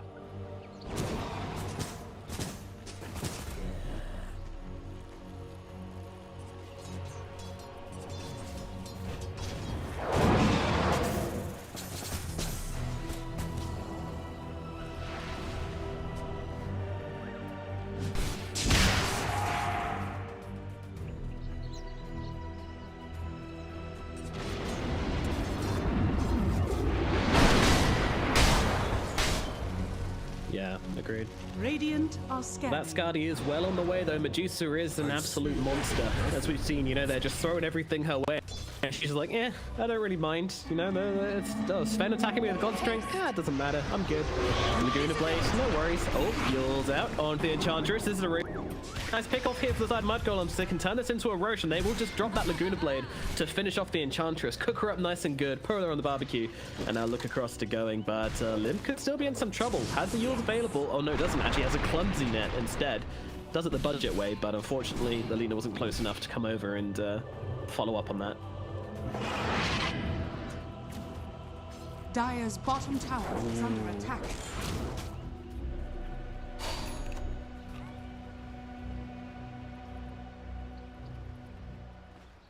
Yeah, I like that a lot.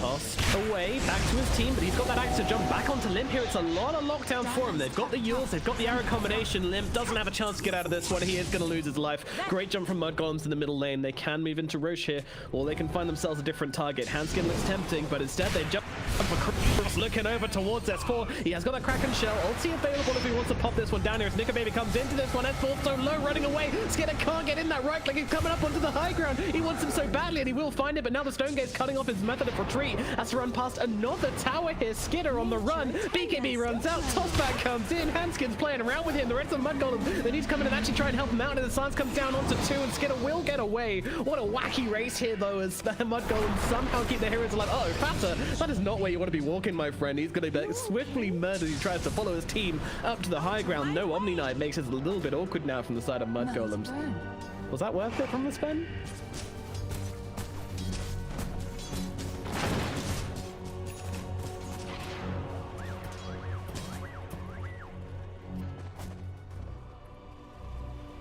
That's exact. The is mine. Dire's middle tower is under attack.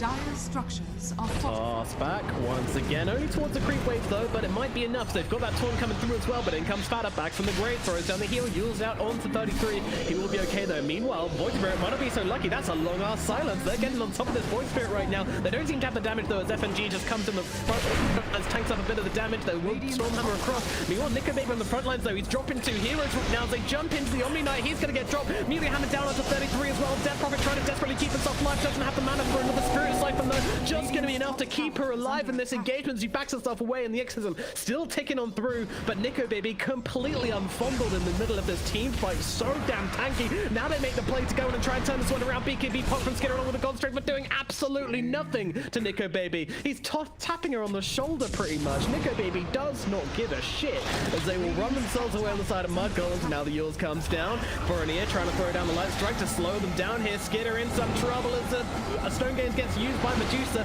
Still keeping a distance though, playing so cautiously here, and Nico Baby does not want to overstep and cost their team a little bit too much. Alliance very disciplined here, but they certainly, well, I mean, I think they took that fight, but at the same time, looking at who died, it was the Void Spirit and the Mirana, so it's a hard one to work out. Steven, break it down for us, bro.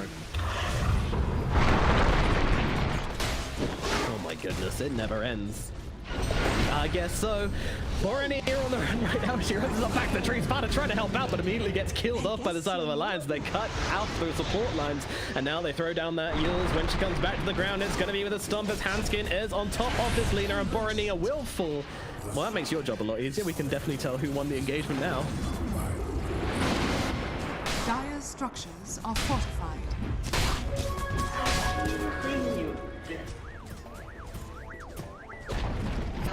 Dire's bottom tower has fallen. Dire's bottom tower is under attack.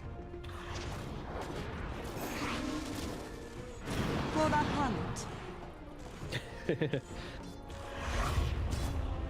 Dire's structures are fortified.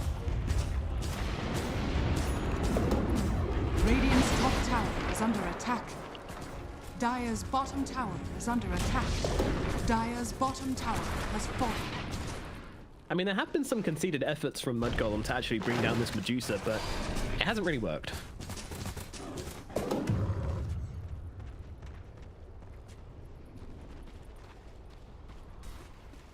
Dire's bottom tower is under attack.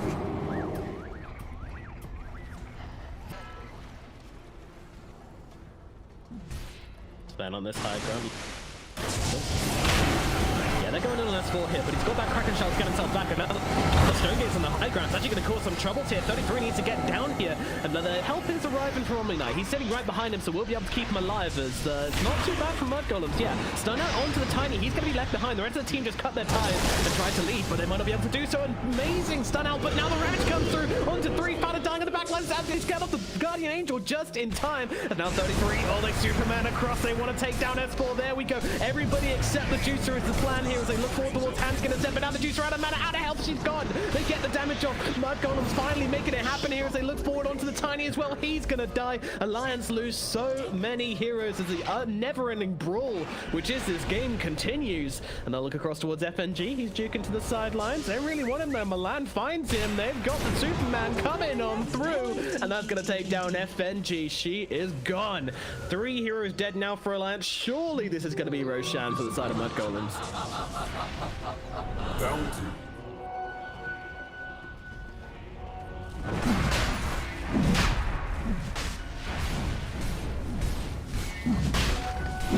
Love you, please.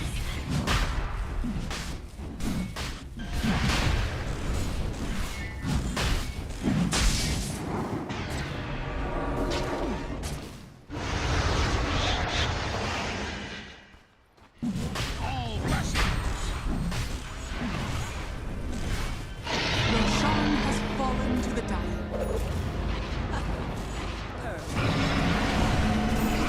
So close to bringing down Fata there. Oh no.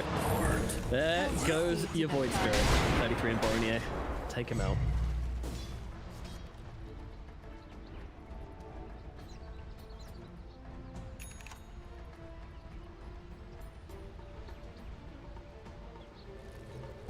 Damn, what an interesting game this was. I mean, I thought Alliance were going to take it after that middle engagement. I mean, they looked so strong. Nico Baby looked completely unbeatable, and then just one little misstep from Alliance, and it cost them so much. And now Nico Baby, look at that quick buy. He's going back. He wants that rapier now.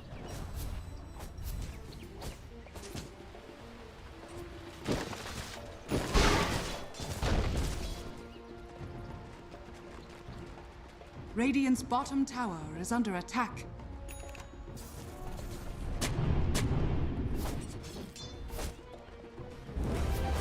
Dire are scanning. Shadows take us.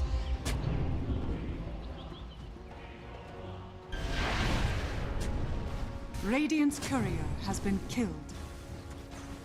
Mud Golems invading the enemy triangle. They want to control this Earth map and really start to strangle out Alliance here. Farm up the whole map. I mean, I'm not really expecting a high ground with this. I don't know, if they find a good pick off, then I'm sure they will, but part of me isn't really expecting a high ground with this Aegis. You know, playing into this Medusa, she's still very farmed. I think they just want to get Skitter as farmed as possible, Boromir as well, and then maybe they look for something.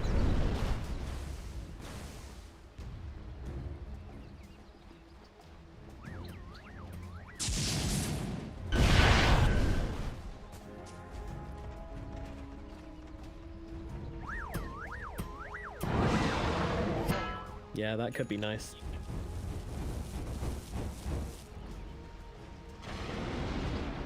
Yeah, no, they need more. The DP is certainly a big factor. Under attack. She offers a lot to these team fights. Such a good pick for 33. Score. Gonna get a TP. Oh, he's not gonna get a TP as Milan gets a double jump across with the Yules S4. He's in some real trouble here. The rest of the team, they're not gonna help him out, and he's gonna get his salami sliced here by the side of Mud Golem. 75 seconds, no Tidehunter. Radiant's top tower is under attack.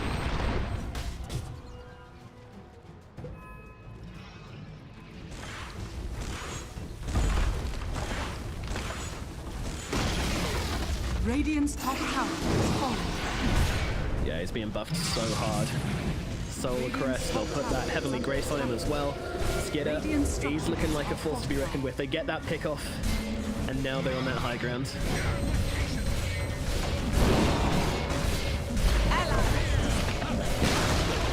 Yeah. Radiant's top tower is falling. That makes sense. Radiant's top barracks are under attack. Radiant's top barracks has fallen. Yeah, I mean, that's really nice. Not having to pop the God Strength for those buildings is just... Radiant's middle tower is under attack. Radiant's middle tower has fallen. I didn't even need to sell the wand. There we go. Duh. Dire's bottom tower is under attack. Ah, I see. That's where I got the extra gold from. Grabs a rapier. Ooh, dropping the rapier on the floor. Okay, doesn't want to show it. All right. I love this play. Is it gonna work out though? Nico Baby drops a rapier, deliberately shows himself. Now they might have said, there's an empty slot on this Medusa here where there used to be a Demon Edge. Something could be up here, but scanning.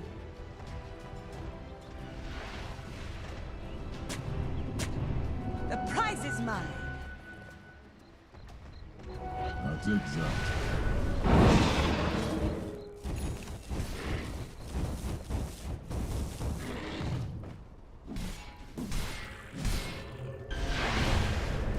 oh, Mud Golems, they might be walking into a bit of a trap here. What's our Aegis timer? It's 18 seconds for Lina, so probably... Yeah, they're waiting it out. So patient here. FNG is going to show. Maybe dangle himself a little bit, but I'm sure Mud Golems are going to gather that they're on this high ground right now. It really is. This could be the dream fight from Alliance here. They'll throw in the invisibility. They're walking up that high ground. Fada would be a great target to jump on. The toss back from Hanska is going to start this off, and they're going to be able to take him down instantly. Fada is gone. Mud Golems immediately just trying to cut their losses and get themselves out. Borony a great BKB to try and get himself away into the trees. TP away. They won't be able to cancel this out. The only thing to do that is the Stone Gaze, and that is not going to be there nearly in time. So Mud Golems are actually going to be able to get themselves away. I feel like that was a huge opportunity for Alliance, and they weren't quite able to make anything happen from it.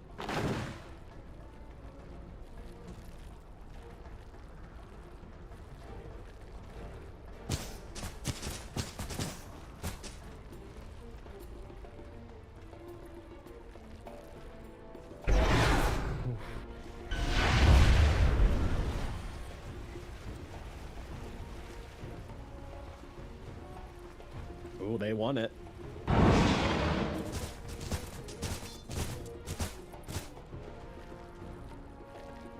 Dire are scanning. Yeah. Nico Baby, of course, not one to be caught out quite this easily. TP's away, so Mud Golem's just going to be allowed to take back this area of the map. Alliance just have to play as 5. They have to play so carefully. Mud Golems, they have this 16k gold advantage, but I still don't feel like it's... I just don't feel that safe for Mud Golems somehow.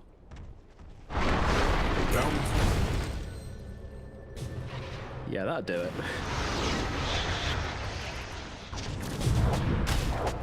Armor have omniscience.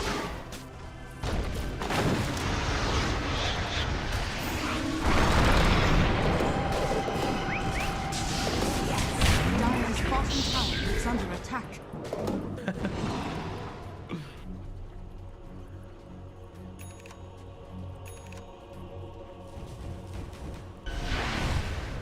Yeah, yeah.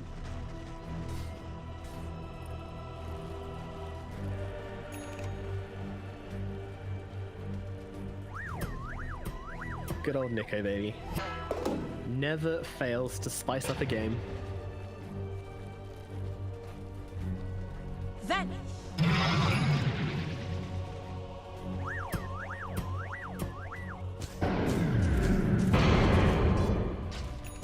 Very true.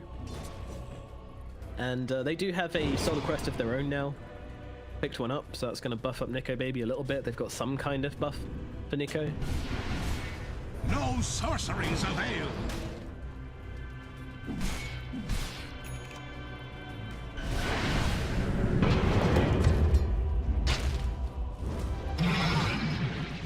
True enough.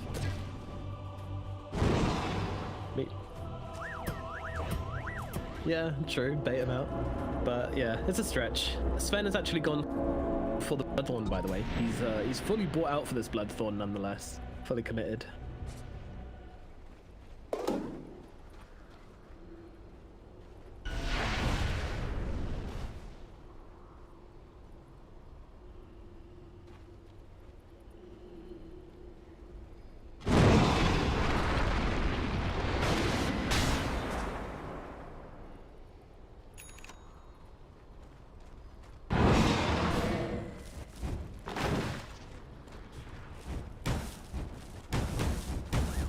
That's true enough. You've got to make sure that this Medusa is allowed to right-click people, otherwise the rest of your team is just going to die. Like, Medusa's very, very strong. Team, very, very weak.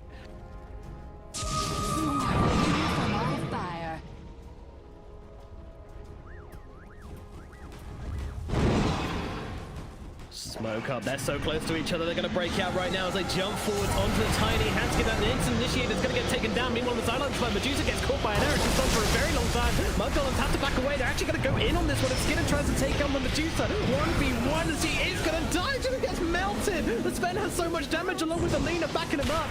That Medusa is dead without buyback, just like that in the blink of an eye. The game looks like it's just about over. No buybacks on the side of Alliance. Mud Golems just storm them. They take them down. Jump in Handskin, stop that instant initiation. All of a sudden, there's just no hope for Alliance in this fight. It felt like it was such a delicate balance, this game. And then just like that, in the quickest of moments, Mud Golem take the victory. Wow, that was quick.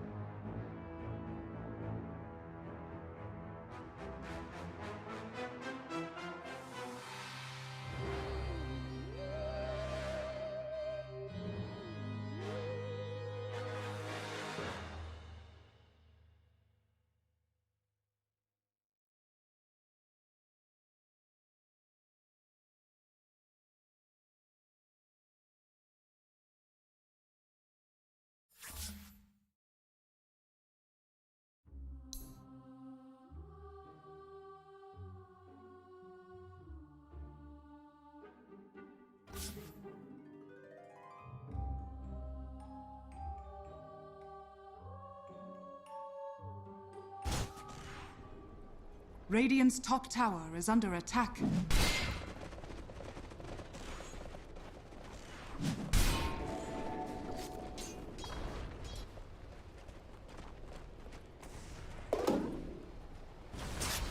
Yeah, they're looking at S4 and they're doing a good amount of damage. Can they finish the job? I think they can. He tries to turn around with the Spirit Siphons. Not enough to keep him alive, and S4 will drop.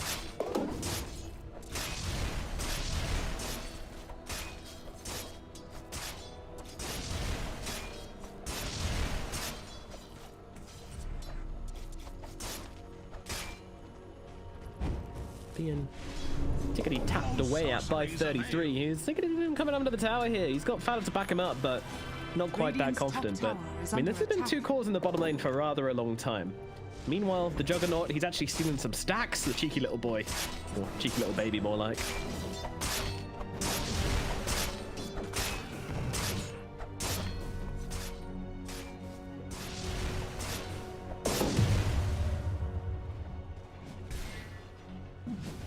Radiant are scanning. Boom, there it goes.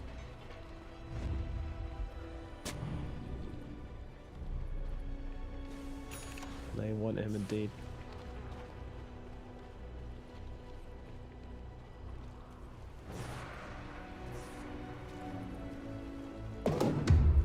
Yeah, that's exactly what I wanted to see from them. Just find some early pressure on Skidder. Relieve the pressure on the Juggernaut. Bit of acupuncture. What we're seeing from Alliance here. As Nico Baby is being set up to have a pretty free game. But talking of free games, look at Limp's CS. My guy is drowning in creeps. Haste!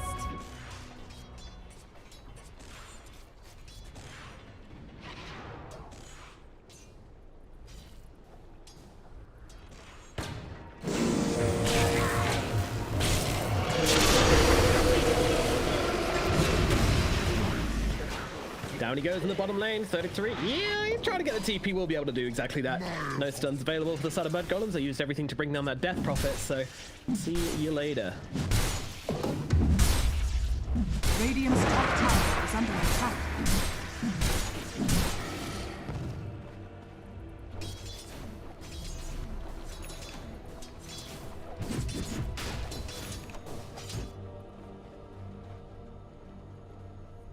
Radiant's top tower is under attack.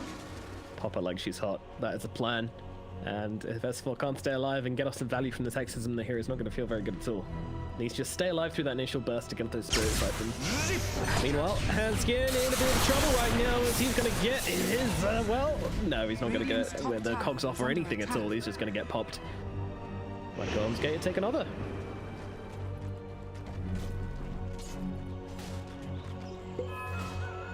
I'll take that as tribute. The DD to Borneo feels pretty good. Radiant's middle tower is under attack.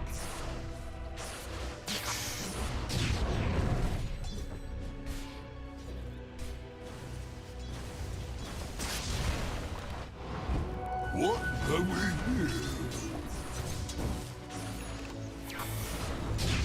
After respect, and he's going in for this Orchid as well, which, you know, I like a lot this game. It forces Jug into building Manta pretty early on, which you'll probably do anyway, but always nice to have it. Uh-oh. Will break. Oh, not again. S4. Although Hanskin is joining in this time, and they don't have the same numbers, Mud Golem, so it's just a light bit of harassment, a bit of a hello to S4. Scare him a bit. But there's 2 more Alliance heroes coming in from behind here. Limp and FNG coming in to back up this bottom lane and maybe put some pressure on this tower. Let's see what they can get done here.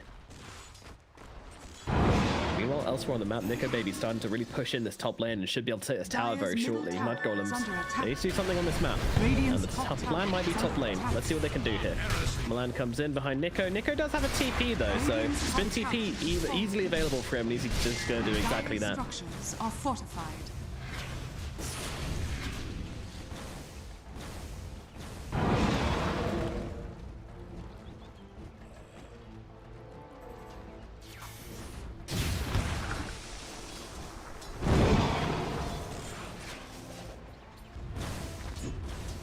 Yeah, it's very scary solo kill potential on this Juggernaut. The Alliance have been hanging out with 4 heroes in this bottom lane for a really long time and not really finding anything. The tower's not falling. They're not putting any pressure down. Is under attack.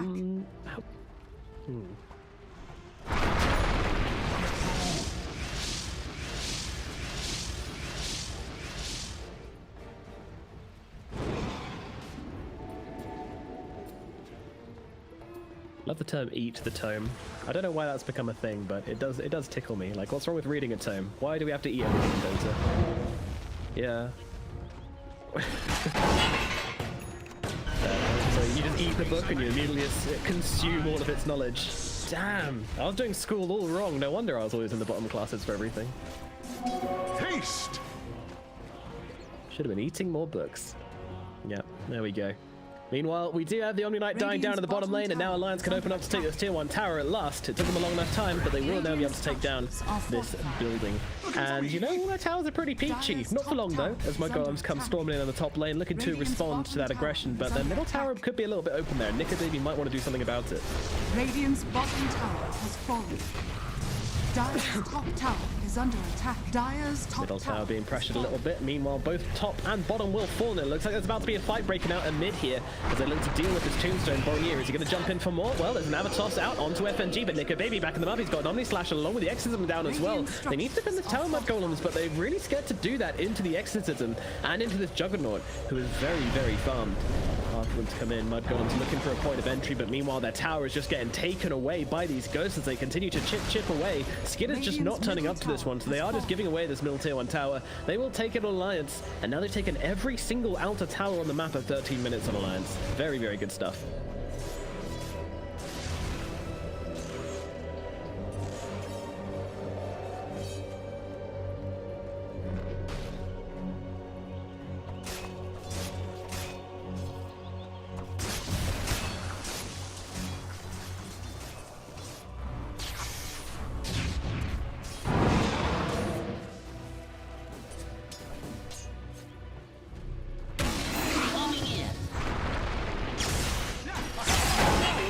Boronier, oh, what the? He hookshotted the ball lightning storm, so alright, that's a thing apparently.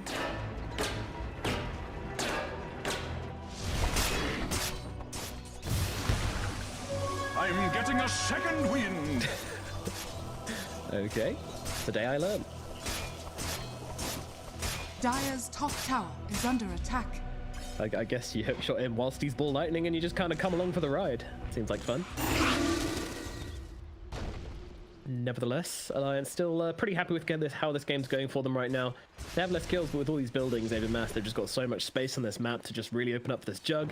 He's heading in and saying, oh, he actually ended up not going for the Battle Fury and instead went for this Manta straight up.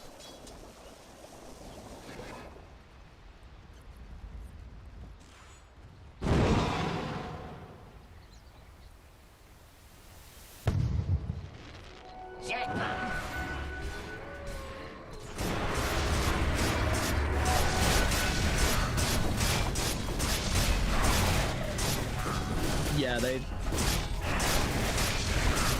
makes a lot of sense because he doesn't have the Battle Fury, so it takes a little bit longer to take these Ancients, so FNG's just going to help him out like a good old pal he is.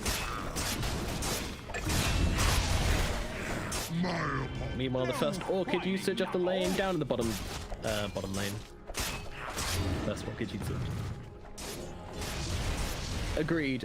I mean, that it is our favorite thing, you know. We love some stacks. We like watching them being made. We like watching them being taken, you know. It's high octane stuff to us. But so far, it's been a pretty sleepy game. I'm actually surprised that Spen is behind the Jug. He's the one with great cleave, but so far hasn't really been able to find the same success. Meanwhile, there's a fight breaking out in the middle lane as Boronier jumps onto this Lina, trying to take her down inside that silence time. Not quite able to do so. The LSA comes down. They're turning it around. Boronier is going to drop at the same time. The mids kill each other. Meanwhile, 33 just hanging out on the front lines, trying to bring down the Undying. Nice two-man stun in from the Spen, but he doesn't want to commit. They will allow 33 to die here, and Milan trying to run himself back as Skinner just does not want to get involved. He's such... Yeah, he's looking for it, but a nice little avalanche from Milan holds them back and gets him away. And once again, Skinner just so cautious about getting involved in these engagements.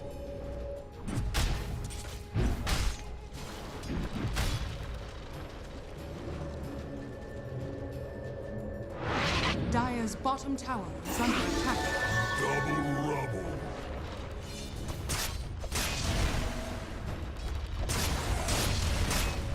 Oh yeah. So you agree with this Spencer likely to get involved in these team fights?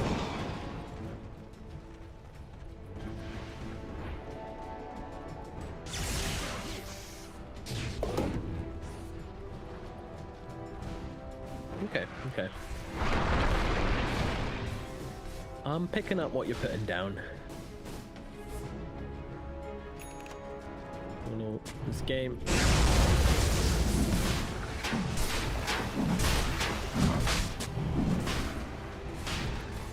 Dire are scanning. Hold on, it's sneaky roach time. There is a scan right on their faces though. Alliance are aware and they're coming in. They need to do this quickly. They're not bringing it down quite fast enough, or maybe they are. Let's see if they can make their way over. They don't have the mobility on Alliance to actually get in. So the Silence come through, but the roach is down, but Borneo is going to be the one to take it. Now, well, they're not really interested in saving Fada here. They've got the Aegis and they are gone. A great play from Mud Golems. They sneak the Roshan. Alliance don't get there in time. And now they have an Aegis on their Storm Spirit. Lovely stuff.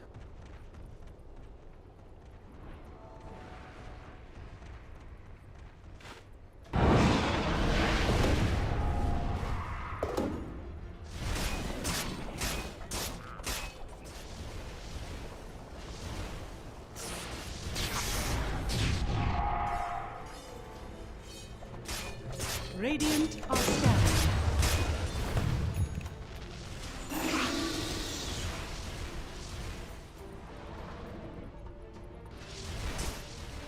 Certainly feels that way. They are... Well, I don't know, even into the Aegis, you think they're going to be that way? Or... Yeah.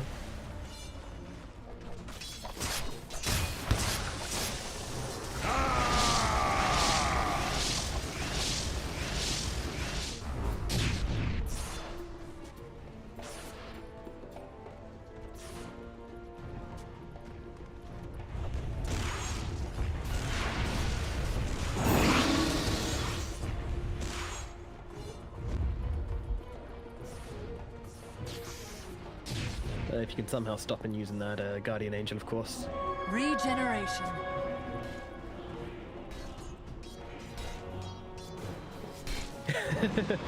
Omni the Omni. Now we're getting real Inception style. Yeah. Dire's middle tower is under attack. Skidder once again popping the God Strength for an objective. They want the middle tier 1 tower. They recognize that Alliance are making a play elsewhere on the map and they say, hey, just make them come to us. Start pressure this tier 1 tower. They clearly feel confident in taking a 5-on-5 team fight. The hookshot comes through. They're going to try and engage onto this Fen, or are they actually? The Clockwork just backs himself away. Says, nah, just kidding, guys. Not really initiation. Backs himself away. And everyone kind of shakes hands and just goes about their days.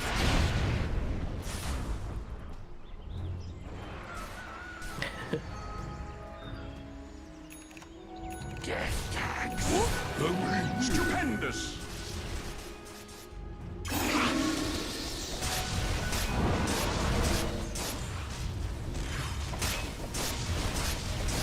Radiant's bottom tower is under attack. Radiant structures are fortified.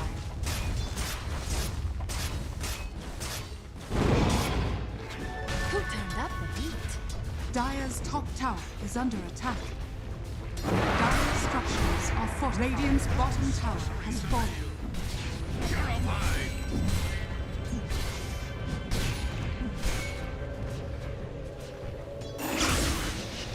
Again. Oh, they're jumping onto S4 here. They say, we don't care about your X's and go. We're going to take you down all the same. And S4 gets dropped like a rock in the top lane. Nobody coming in to help him out. He thought his Xism was like some kind of shield there, Radiant's but... bottom tower is under attack. Wow. Dire's top tower has fallen. Yeah.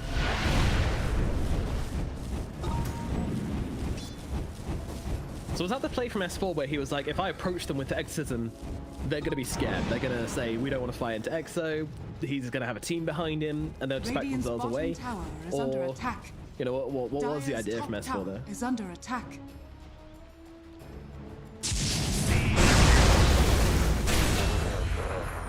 It is.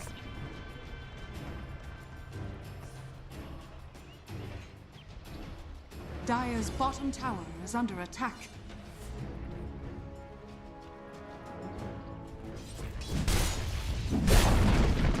Dire's bottom tower has fallen. Dire's middle tower is under attack. Yeah. Well, Awkward situations for Alliance as they lose two heroes. Mud Golems start to really fight back into them right now. Meanwhile, Nico Baby's on their high ground, by the way. Just doing Nico things. There is nothing to stop the spin TP, so he's going to force them back. I mean, he's got this tower down to about half HP, and now the spin comes down, TP out. See you later. Thanks for having me. But that's a half-health tier 3 tower. That's kind of insane. Oh dear, Skidder needs to leave right now. He needs some help, or he needs to get out. There is no teammates nearby. He's looking for the creeps to try and get the Stormhammer across, and will be able to make it. Fada gonna come back him up. Throws in the Heavenly Grace. Ultimate available as well. Mud Golems are on the run. Are they gonna try and turn this one around, though? That is a question in my mind. I don't think it is. Once again, the two teams will disengage upon each other.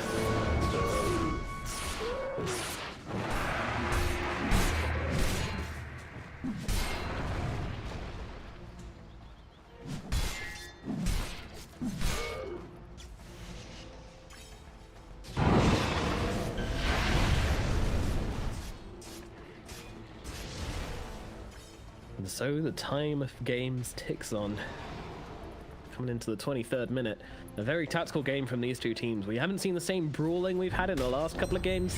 I feel like this game's heading that way, but right now it's very tactical. Both teams really looking to select the real engagements they want to commit to. No one wants to make the wrong play. There is kind of a detention. Oh, Storm jumps forwards. He does have an illusion rune to actually break the silence of the DP. Really nicely come from the Storm there, actually. Otherwise, he would have been dead. Glorious thanks.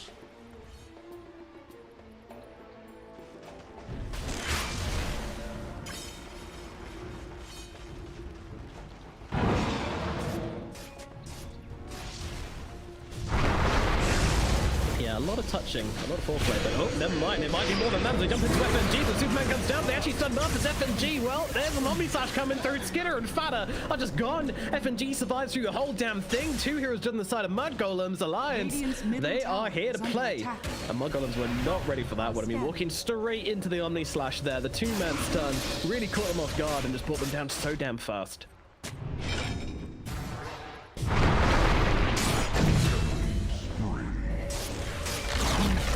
Radiant's middle tower has fallen.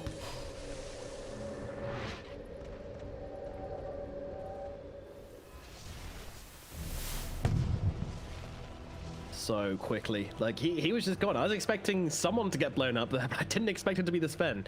Undying did eventually fall in the end there as Milan completes the target. I feel like they really had it in for Fada there. It was FNG there, sorry. They do finish the job eventually.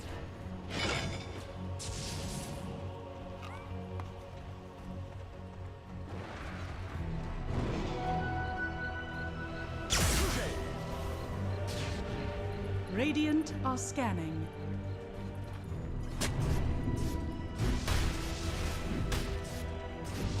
Purify.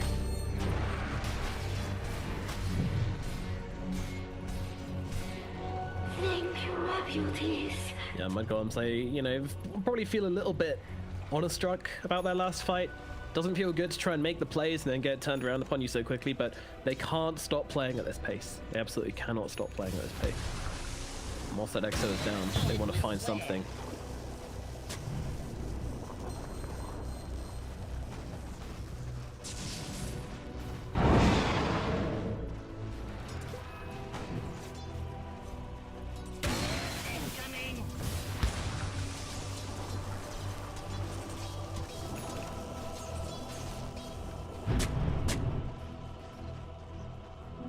Can't outrun a wildfire.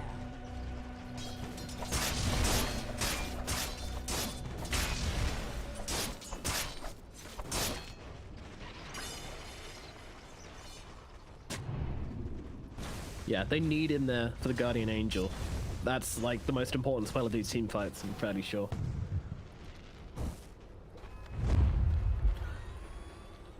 The tithe.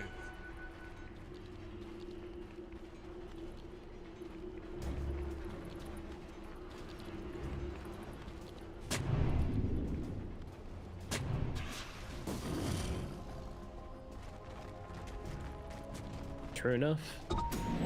Yeah, stops you from, stops the threat, even if it doesn't reflect it, like it's still stopping it from happening in the first place, which is just as good.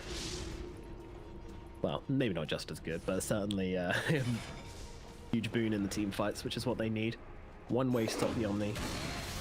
And Sven also going for the AC as well, so that's going to kind of tank up the whole team a little bit more, stop them just getting absolutely wrecked by this Juggernaut straight off the bat, and also help them out a little bit against the Exodus, because that's of course physical damage as well, so the extra bit of armor from the AC certainly helps out.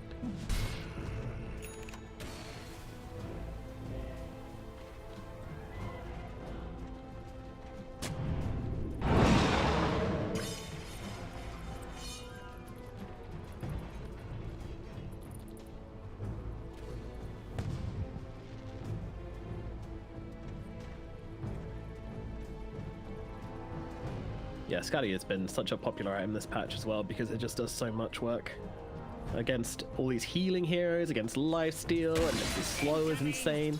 Juggernaut! Yeah.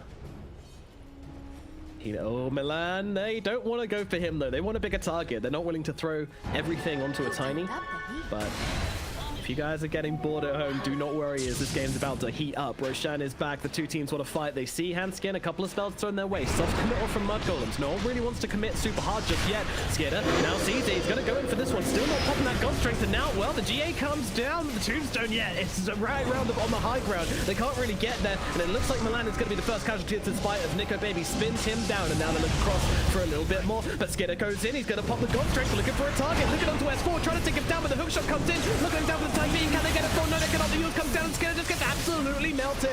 Meanwhile, Borneo trying to bounce around the sidelines of this fight, still doing a good amount of damage, but Nico Baby, he's the one who's untouched. Milan tries to come in and get the combo off, gets him low, but not low enough. Nico Baby spins himself away to safety. 33 and Fada still on the aggression though. They want to try and find some kills out of this, but S4 is back and he is looking to chase these heroes down, but the Ute root comes out onto Hanskin. He's going to lose his life. 33, he's done some heavy lifting in this team fight with both those other cores dead, but I think this might be it. I think they need to get themselves out now on the side of Mud Golems. Milan moves in towards the tree lines. He's got a blink dagger, but no TP. Should be fine. Meanwhile, 33 and Fada should also be able to get themselves out. And that's going to be that.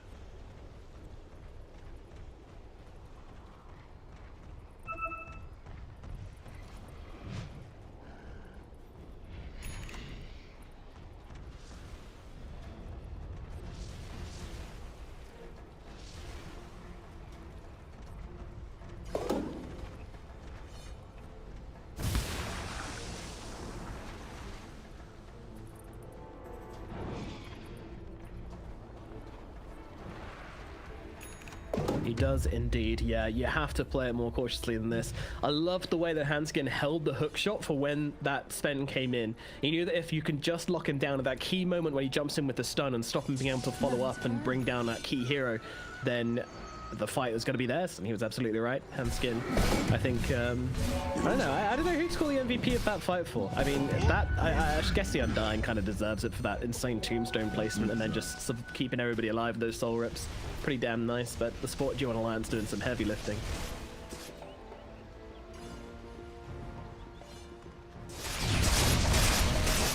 Looking for me?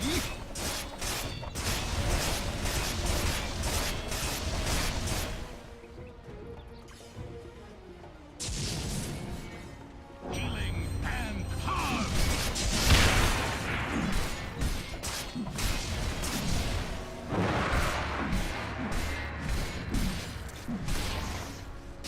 Yeah, it really is everything, but no one was really strong enough after the last fight to take it, so things kind of get reset a little bit.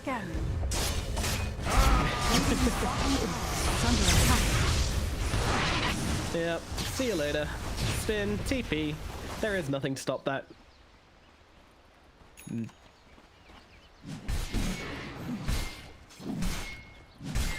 Oh.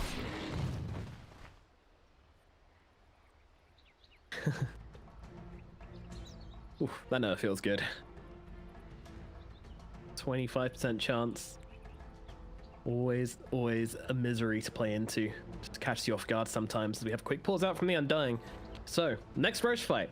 You know, it's probably going to be looking somewhat similar to the last one in terms of how the two teams approach it. Maybe we'll see a bit more reluctance from Mud Golems to try and go on alliance if they're near their high ground, because they're going to be very wary of this tombstone coming down, and of course the positioning which they can then get with the site advantage. So I mean, that is the thing, right? If you approach the enemy team around their side of the Roche pit in the river on their side, then they're going to have wards up on that high ground, as we see. I mean, they had that up the entire fight. And of course, the ability to have heroes up there to come in. So Mudgolems are kind of approaching the fight, trying to utilize this surprise engagement and the initiation advantage to get the quick kill onto Alliance, but unfortunately they weren't able to do quite that. And then it all goes kind of pear-shaped. Somehow they still came out okay because 33 was able to get himself a huge couple of kills and just a lot of damage coming down, but in the end they did lose their Storm and their Sven, so it can't be considered a victory for Mudgolems.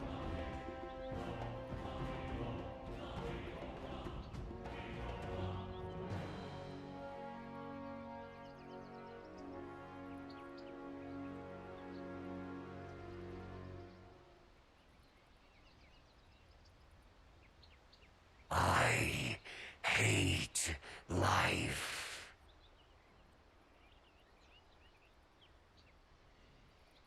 Yeah.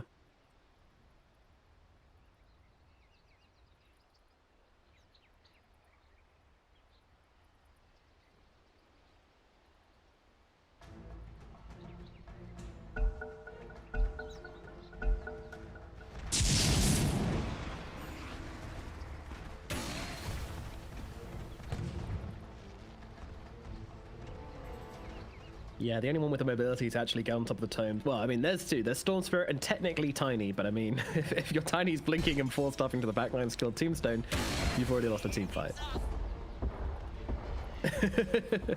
With his fearsome 2.66 second attack speed. But he has the mobility for it. That definitely counts.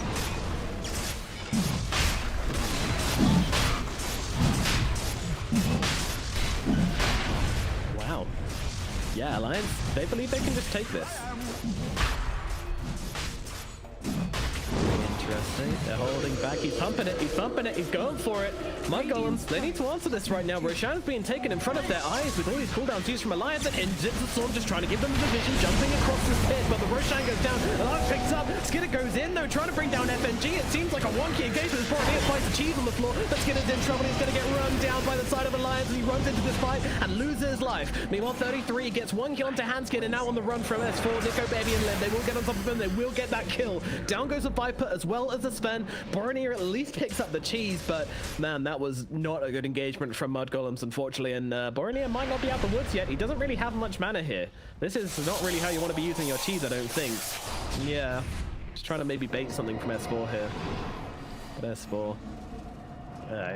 well, that's a bit miserable from Boromir. Uh-oh. Limp's turning. If he dies here as well, this could be really bad. Oh, he misses the stun. Light Strike misses from Limp, and Boromir will be given the free pass to get himself away, but wow, that was wonky.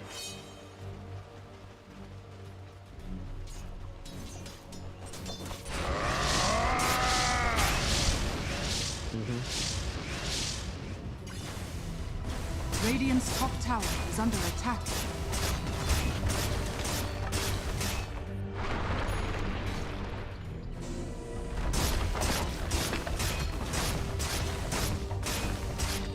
So why was Mudgolems waiting so long to jump into that pit there in that last fight? That's what I would like to ask you. Has fallen.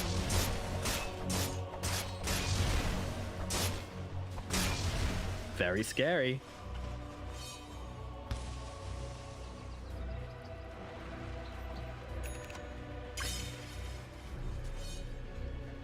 Boom! Okay. There it goes.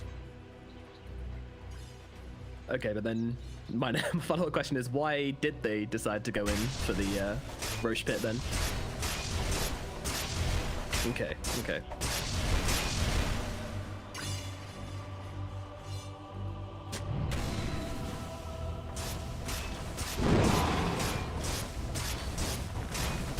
Radiant structures are fortified. Okay, that makes a lot more Dire sense. structures are fortified.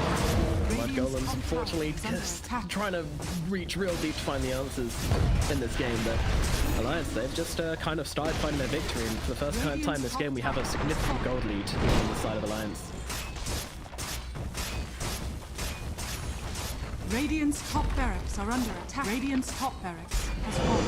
Radiant's top barracks has fallen. Dire's bottom tower. Oh, hey, Exorcism.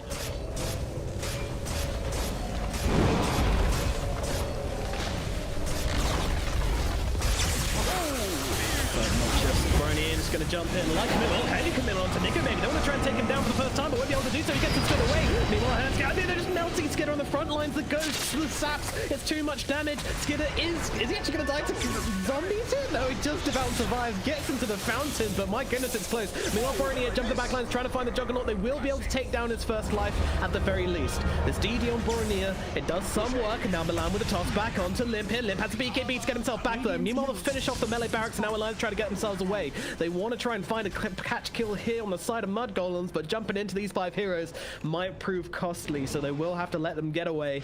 And once again, Alliance, they get away with everything. They take a melee barracks, and all it costs them is an Aegis, and they might not be done here as they're sitting on the high ground waiting for someone to come forward for this creep wave. If anybody does, then their fate shall be sealed. But Mud Golems, they are wise beyond their years.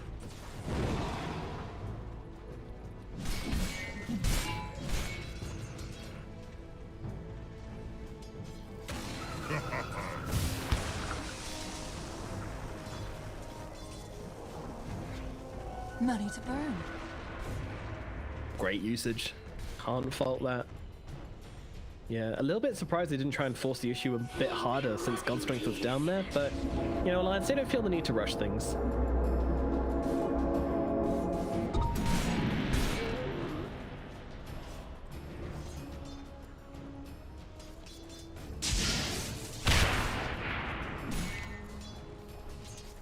Yeah. Rock it on! Jackpot! Golems backing themselves out. Oh yeah, won't Nullifier take off Warcry as well, right? Ouch, that's gonna hurt. I mean, he has got the AC at least, so there is some armor on this Sven, but still, that Warcry is what allows him to go toe-to-toe with Jug. Regeneration.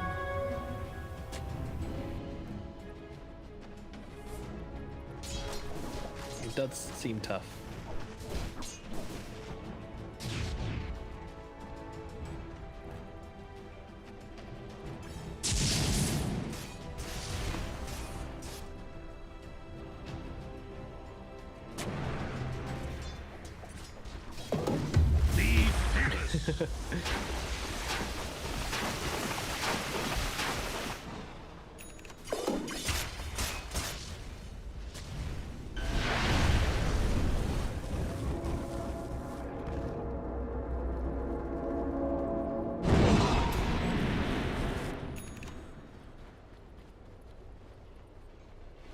Oh my god.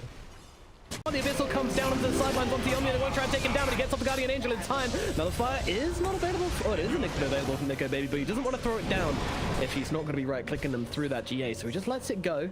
They will make the trade. I mean, that's pretty good for Mud Golems, I feel.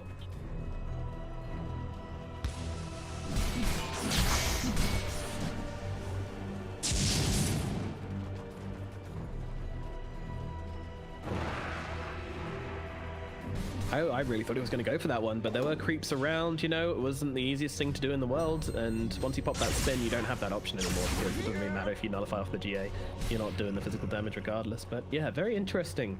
The Alliance chose not to fully commit there. Yeah.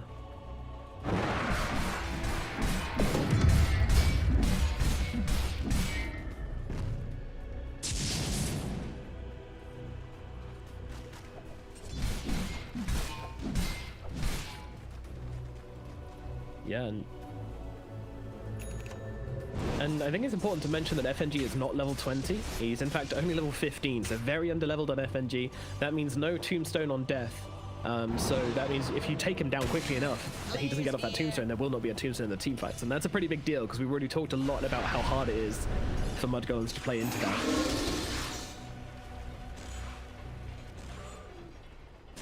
Wow. Yeah. Protect him. Protect him at all costs is the call from Alliance. Mud Golems now gathering on the high ground as 5 in this triangle. They know that Roshan, its timer is drawing near, and that means the time to fight is nearly upon us once again.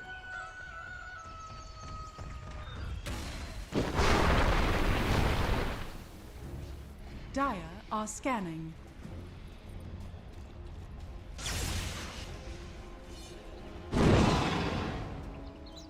He's a beast. Oh my goodness, that's, yeah, about as close as it can get. Didn't we just have like a maximum Roshan yesterday? Or no, that was earlier today, wasn't it? Yeah. Oh no, they need to do something about this. Are they ready for it, Mud Golems? This Roshan is going to go down so fast, already at 50% HP. A support out from Storm Spirit. A disconnect. All right. Oh god, it is. Yeah, do their calculations, figure out, well, if it is up and they're probably starting it, it's probably down to about 50% HP. Yeah, the ping's now out from Skitter. This is... Yeah, it is pretty unlikely, but at the same time, Mud Golems, they I'm sure they had it timed down to a T. They know it's possible.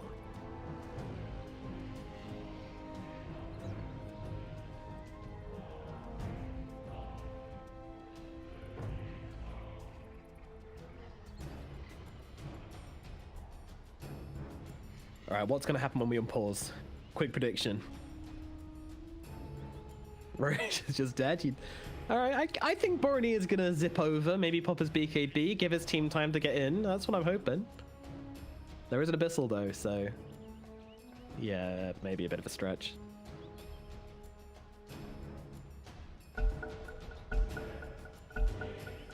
Dead by the time it gets there.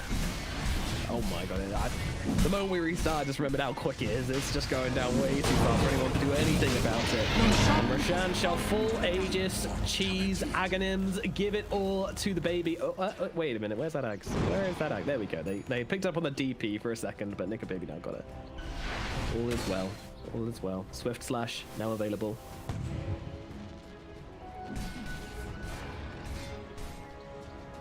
It always catches you out. I hate this spell.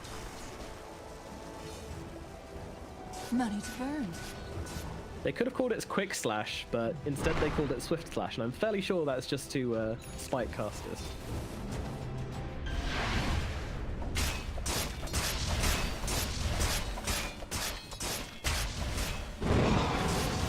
Radiant are scanning. Radiant's bottom tower has fallen. 33. Let's fix up Nico. They're going to the back lines here, trying to find a deep jump here. Borony with the DD and the BKB, trying to take down the two support, but Sven gets controlled up by the Abyssal Blade. They can't follow up any damage. Oh no, the Lotus Sword. They're only slashing each other with the freeze. The point getting so low. Fourth spot the cheese. Skinner now pops the BKB with the GA upon him as well. That's going to get perched up by the Nullifier. So it's down, being taken in by the Sven, but the only slash comes through and takes him down. The Swift Slash kills him. Now Nico Baby, though, he's looking pretty low as well. Might be losing his first life, but don't forget, he's got a juicy old Aegis in that backpack. Now he goes forward, kills off Fada. Borony will through the job, but he's one of the last ones left alive on his team. Makes it up to that high ground. Meanwhile, Tiny won't be so lucky as he's controlled up by Hanscom. The backlines does get the toss back with force across over the cogs, but here comes Limp. Takes him down easily. And now the rest of Alliance, 4 heroes alive for them. Meanwhile, 3 alive on the side of Mud Golems with the buyback on that Tiny. Can they actually defend this one? Looking pretty unlikely as they come in for the final set of racks here on the side of Alliance. Borony knows he needs to see something as he jumps in, tries to control it, but Juggernaut science out onto the clock, and a pause from FNG as he disconnects from the game. He is dead, but this is going to give them some thinking time. Unfortunately, it's when the storm has jumped in and silenced up now as well. Fata does not have a Heavenly Grace. Milan, he's got a Blink Toss.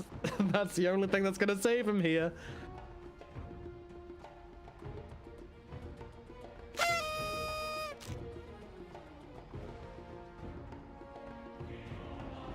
Yeah, Bloodstone available too. Yeah. Oh god. I don't think this is happening. Let's see. Avalanche comes through. Okay, full stuff away.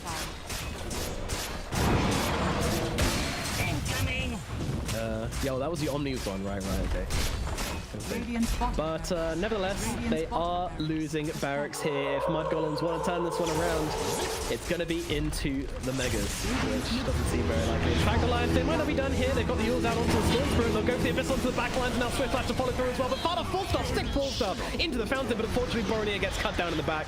29 seconds till the Sven comes back. They're not even going to wait for it though. The GGs are called. This game is over. Alliance, they will be able to take the series, which keeps alive a tiny glisten of hope that they could somehow make it into the playoffs, but it is a very thin one indeed. In fact, I don't even know if it's possible. I think it's dependent on some other results, but we'll get into that later. All we know is Alliance Juggernaut!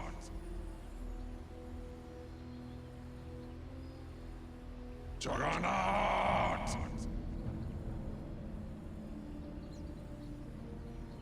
Ah! Juggernaut! Ah!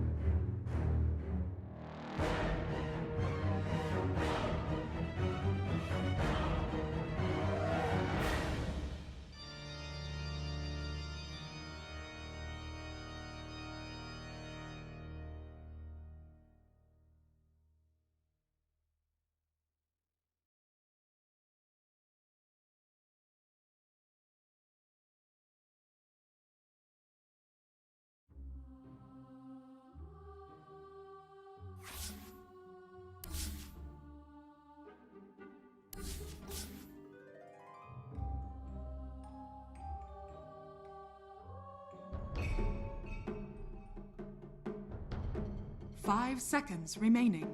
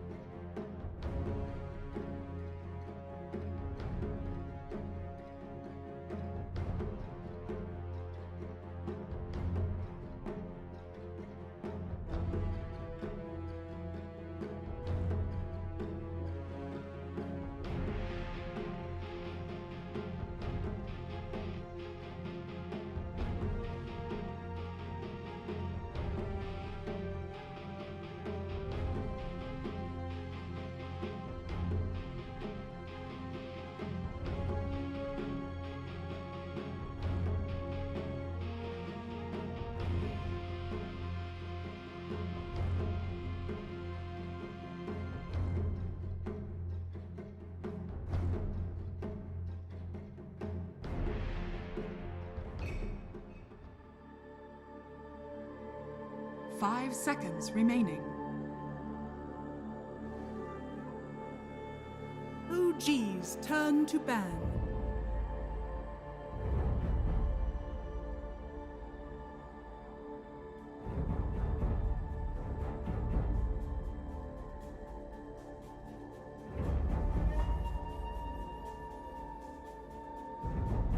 Ten seconds remaining. Team Liquid's turn to ban.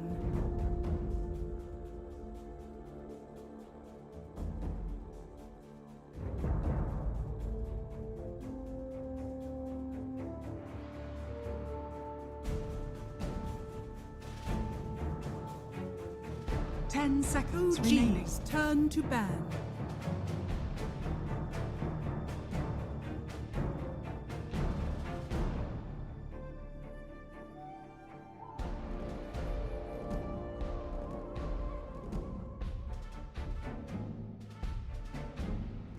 Ten seconds remaining.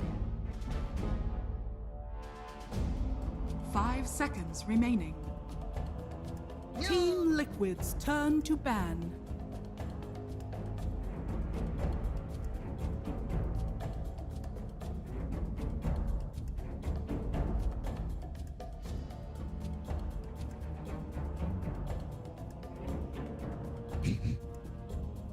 Ten seconds remaining.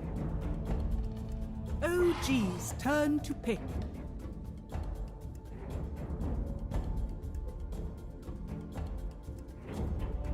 Team Liquid's turn to pick.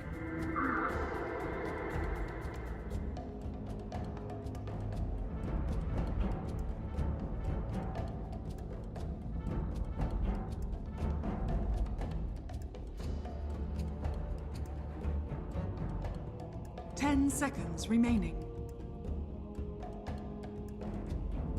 5 seconds remaining.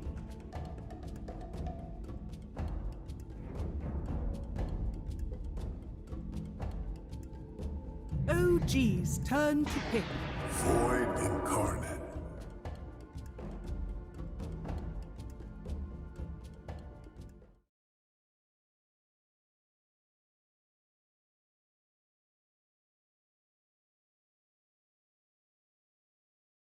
Ten seconds remaining.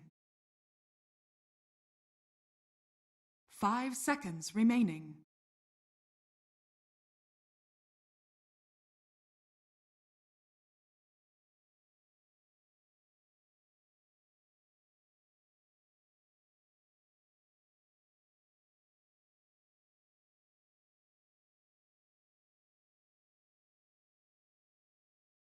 Team Liquid's turn to pick. Dusk.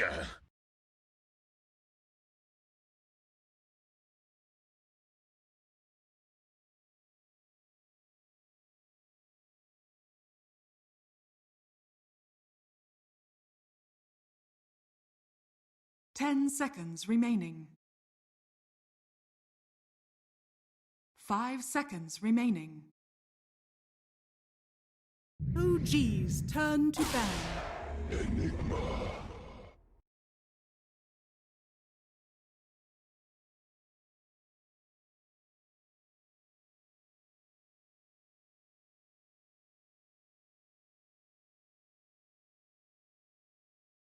10 seconds remaining. 5 seconds remaining.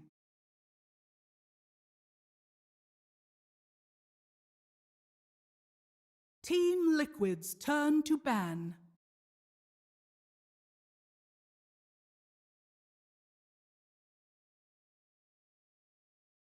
OG's turn to ban.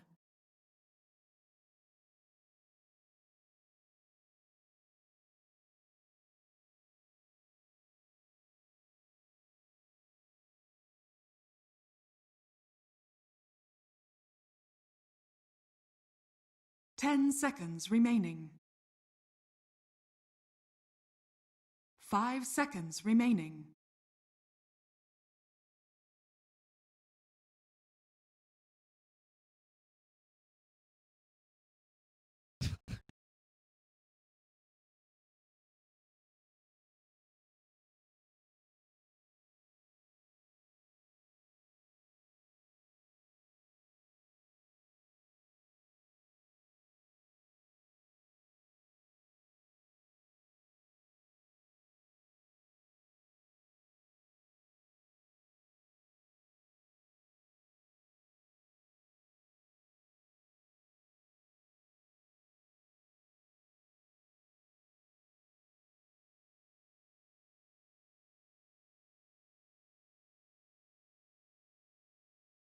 Team Liquid's turn to ban.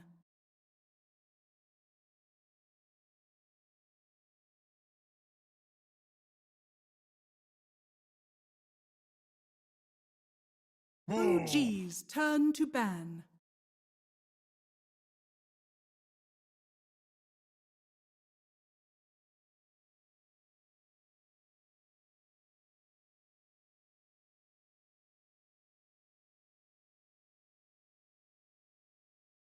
Ten seconds remaining. 5 seconds remaining.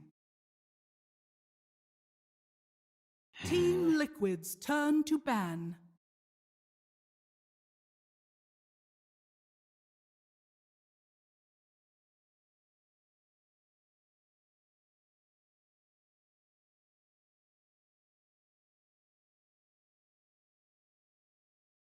Ten seconds remaining. 5 seconds remaining.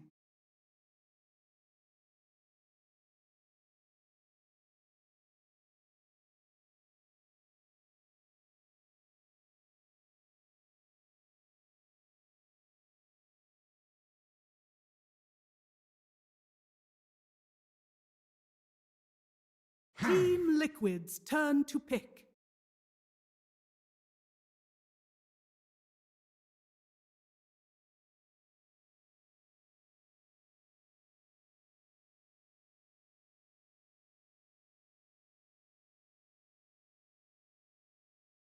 Ten seconds remaining.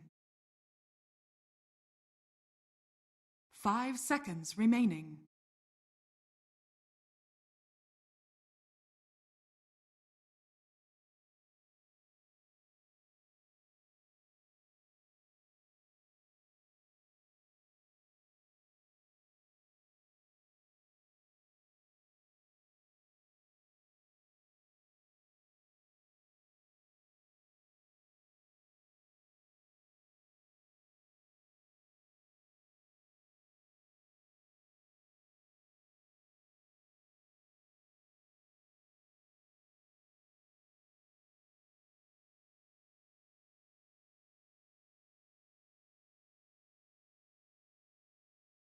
OG's turn to pick.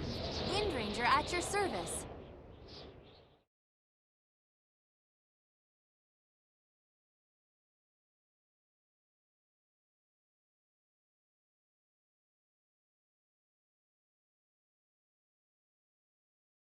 Ten seconds remaining.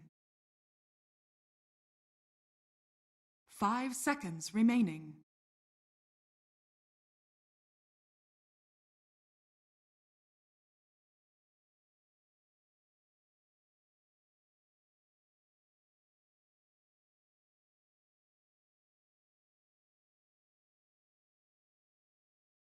Team Liquid's turn to pick. Juggernaut.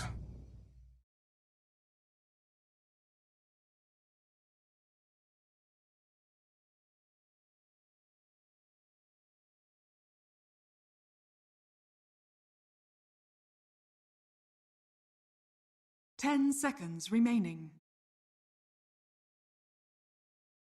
5 seconds remaining. OG's turn to pick. Lord Druid. OG's turn to ban. Tide Hunter.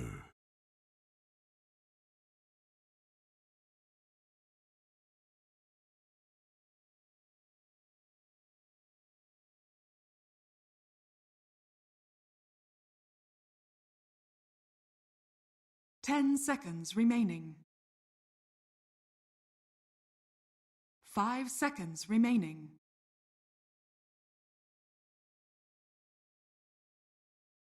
Team Liquid's turn to ban.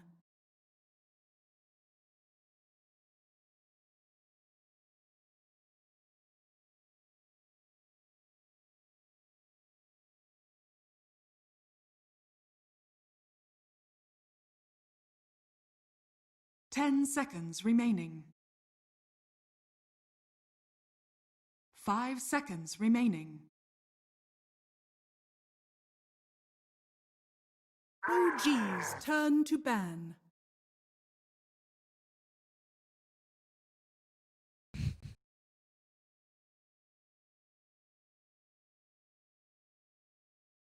Team Liquid's turn to ban.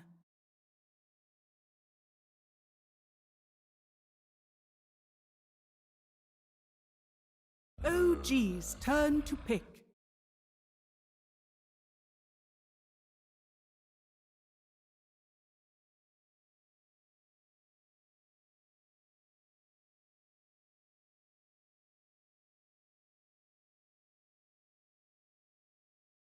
Ten seconds remaining.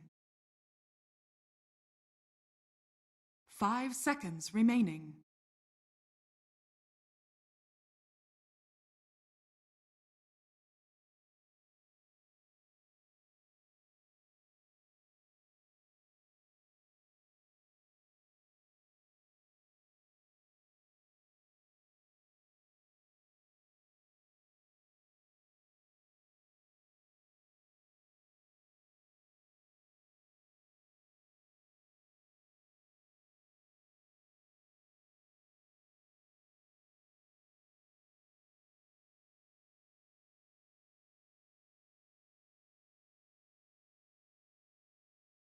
Team Liquid's turn to pick. Mars!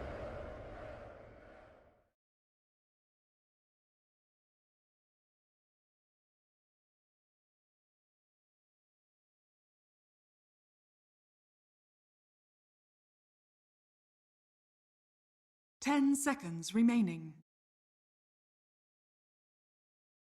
5 seconds remaining.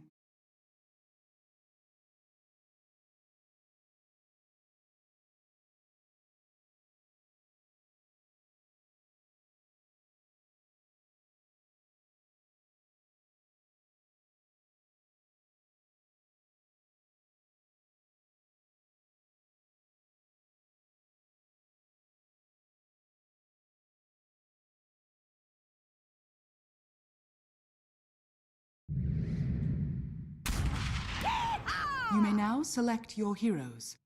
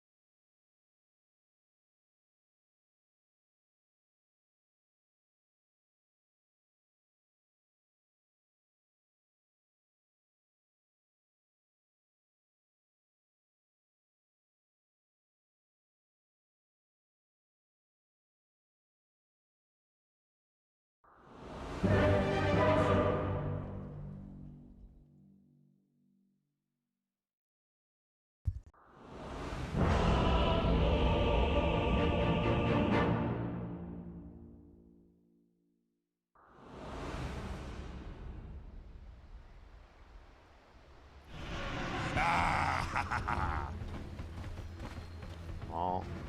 Myself. You heard that correctly. It's me and Liz. We're back. They kicked him off the panel. He refused to put on a tie. He refused to put on a suit. They all looking fancy. I went, come over here, brother. I got you covered.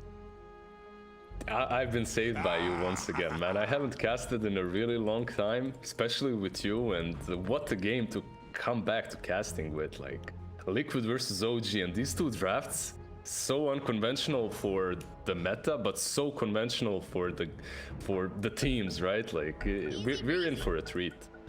Oh, most definitely. I mean, OG, like, once they got the eye at the start, there was a smile creeping. I was like, if there's any team that feels comfortable this year, any team that's going to come up with something special, you know it's them. And then Quake for gonna be back on that lone druid that we expect to see. And of course, you know, Liquid, they are running the Tiger Enigma.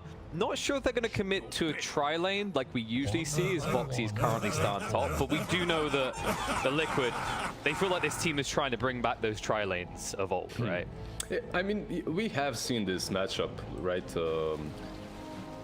Taiga, Enigma, and Boxy on the Void Spirit. We have seen this before. Usually Boxy helps out a little bit at the beginning, then he strolls away and starts that tri-lane. This tri-lane will be difficult to play against if there is one. Wisp, Tusk, +1, that's extremely difficult to play against with that tag team. Yeah, and then you're looking, you're going, well, what's our tri-lane potential here? I mean, your Wind Ranger is probably going to be run away a lot, and the Void Spirit can be pretty effective in the right circumstances, but you know, you're not exactly the tankiest of fellas, and as you said, you're gonna have that Tusk in a tri-lane scenario, so there's gonna be a lot of physical damage coming out. Yeah, you can see that they're switching things up as well, with Taiga starting on the bottom lane and Koikwa going back top. You really want to be playing Enigma in this lane that's a tri-lane, because you will always be able to mess with the equilibrium and move the creeps back. But look at mid one and Wisp. This is extremely smart. They're gonna zone him away. Oh, what are you doing there, buddy? Just trying to slow down the creeps, make sure maybe they can get on the tower. There it is. Sax will save the block. The Eidolons will be able to replicate though, because they've just been more or less ignored. I say that, it looks like they're gonna go down before they get a chance. So. And they disappear when the lane starts anyway, so it doesn't really help that much. But the problem for Taiga is, right here what happened, he didn't control the equilibrium of the lane, and that's extremely important for an Enigma. Now, usually what you want to do is you want to use twice the sacrifice on your creeps. Oh, but look at Voxy. I mean, you probably know you're going down for this, but he's just trying to make sure that he returns the favor and gets the creeps under tower. But, I mean, the equilibrium will still be okay for OG by the looks of it, so Tiger's still going to have to come out and play, and now first blood going to OG. No, this is extremely good for OG. They read what Liquid wanted with this Enigma so well, and they prepared against it, and they executed correctly this tri-lane. I like seeing this a lot. Yeah, because I think they've caught out multiple teams with this before, right? Like, every time you see Liquid pick up the Enigma, I don't think there's been one time where it doesn't end up being this, let's leave Tiger alone, he'll still get good XP, and then Boxy tries to shift to the other lanes and help. That's still doable, right? Like, if you manage to block the hard camp and prevent them from pulling as they're pushing in, but Boxy? He's under the tower. This will be a hard one to pressure, but they're going to try anyways. They do continue to pursue this, maybe further than they should. But the creeps are here, so they won't be punished for it. Making sure he doesn't feel comfortable in this lane. And speaking of comfort, Quake was definitely feeling that in the top lane so far. Not really been contested at all, seeing as Seb has been left on his lonesome up here. Yeah, man, I really think this bottom lane is the main focus of the early laning stage. Very rarely do you really want to look at only one lane, but this is what makes or breaks the game for both of these teams. If Taiga like goes wild in on this bottom easy lane, like the game is extremely difficult for OG. Continuously pressure him, the story is completely different. That's true, and then if you get a little bit of XP advantage, you do have a hero that can rotate to the other lanes, right? Sax can move to elsewhere, but for now, he'll stay here. Tiger's being ran through, mid one does get the spin off, so he doesn't care too much about the magical damage, but the physical damage is pretty high. Boxy moves in, trying for the kill, but he can't get it. The Fairy Fire is going to keep mid one up. It's already starting to fail for Liquid. That's the second death they've given over, and you know, there is concern that maybe one or two more of these, and Boxy won't be able to protect Tiger. Yeah, they're dismantling them on this bottom lane. One good thing, however, for Liquid is at least Boxy is getting some levels, but having a level 2 Enigma at this point in the game, man, that's literally the opposite of where you want to be as an Enigma right now. You want to keep the enemy cores, the enemy heroes under level. That's true. Like, anytime you talk about Enigma, it's one of the few heroes remaining that can kind of cause that XP starvation, right? When you think of heroes of old like Lich that used to be able to do it, he can no longer sacrifice creeps. It's only really an Enigma that can so easily deny a big chunk of XP to his opponents. good old Lich. Go into the lane. Not even go into the lane. Just eat the creep halfway through and just wait there. Like, oh man, I could call myself skilled back then because the game was very simple. I love that. It's just like, you know what? These are the old days, but now we as kind of elite community, we want more skill gameplay. We've gotten rid of like the newbie-friendly intro heroes, right? Lich isn't this hero you instantly advise to your new friend anymore. Oh man, it makes me wonder what is like the newbie-friendly hero? Do we really have like a truly newbie-friendly hero anymore? No, we don't. That's in League of Legends. That's true, but they're all noobs for this game. Yeah, that's it. That's my point. God. What do we have on lanes, but? Go ahead. Yeah, so Tuska's rotated top. He realized, okay, we have punished Taiga quite heavily, and there's no point beating a dead horse any longer, so he's actually on the top lane right now, and there's a juicy stack. Does look pretty tasty. It's not the easiest one to get your hands on, though. You know, Quakefoot, this is pretty comfort for the Lone Druid in this situation, right? Because usually the thing you say about Lone Druid is you can kind of maybe bully him in the early phase, deny his CS a little bit, but he's kind of getting over that hurdle without much pressure on him. So maybe they can do it now as they're wrapping around, but it's like, there's no points in the raw. Spears off the mark, though. Got an opportunity missed. Yeah, they just try to mess with him a little bit, but he knows what he's doing. He's a seasoned Lone Druid player, and the lane is pushing in. He's the Bear Whisperer, I think, is the appropriate nickname we give him. Pretty much. When they bring out the Lone Druid, that's when you know that Liquid are really bringing in the big guns, right? Like, this Lone Druid is their secret weapon. Yeah, and it is a hero that can be pretty powerful, right? Like, it's something that doesn't always get figured out necessarily because we have so few Lone Druid pro players. Oh, bot, mid one. Really low, but able to move away with the healing ward. Yeah, the healing ward plus Wisp is a really strong combo. He got that low because they're trading all their healing resources to take care of Eidolons. As long as you're killing Eidolons on this lane early enough, then Taiga cannot deny any more creeps than that initial one. So you really want to be doing that all the time. Which is just ridiculous with the overcharge we're seeing there. That's only level 2 overcharge, which makes it so easy to clean up all of Tiger's little Eidolon babies. Foxy already looking to rotate, Cookie in. But I'm not sure if this is the move. Kids are going to come out. Thompson says, fine, I'll just hug you. Come closer. The counter to Snapfire mid, simply run at them.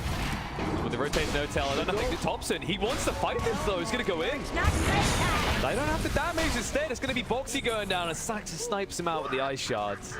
Yeah, did you check the build on Thompson as well? Like, he has 3 levels of Kraken Shell and 4 in air. Yeah, he has no Ravage, no Gush. This is completely... it's false defense, right? Like, you're thinking it's completely defensive, but with the Wisp, he actually has a lot of offensive power to him if he can just rush you down. Do you remember, by the way, a few months ago there was that Darkseer plus Tidehunter combo that was played all the time, with Tidehunter going damage, and then you just get surged in? Yep. Yeah, and then you vacuum them into that. Anchor Smash every time. Then Yeah, it was so sick, so powerful. And with Wisp, you can kind of do a similar thing. We'll see, maybe. I mean, Wisp has many good targets in this game, right? Let's say mid one's off doing an Omni Slash. You know, going with a Mars or a Tide, these heroes do have a lot of damage in the early mid phases of the game. Kind of unlock it. Moving in, Tiger, he's not level 6, hitting up on the wrong side of the shots though. I want to back up, the Cookie's going to come out, no tails to target. He's going to be brought low, but the Scout Blast is off the mark. Nikkei. An unusual moment for him on the Snapfire, failing to close that kill will allow No Tail to limp away. That was some Twitch fails of the week gaming from both of these teams. Like, no offense, they're one of 2 best teams in the world right now, but everything they could miss, they missed. Like, the ice shards, then the snowball, somehow they missed the snowball, the Snapfire ports in, and it's a... Okay, so Mickey did get a good fire snap Cookie, it just wasn't enough, and then Wisp with the tether, he survives. Yeah, it was a one-up competition, right? It's like, oh, you messed up the shard snowball. Okay, watch this, guys. Yeah, they're just showing us that they're mortals too. It happens.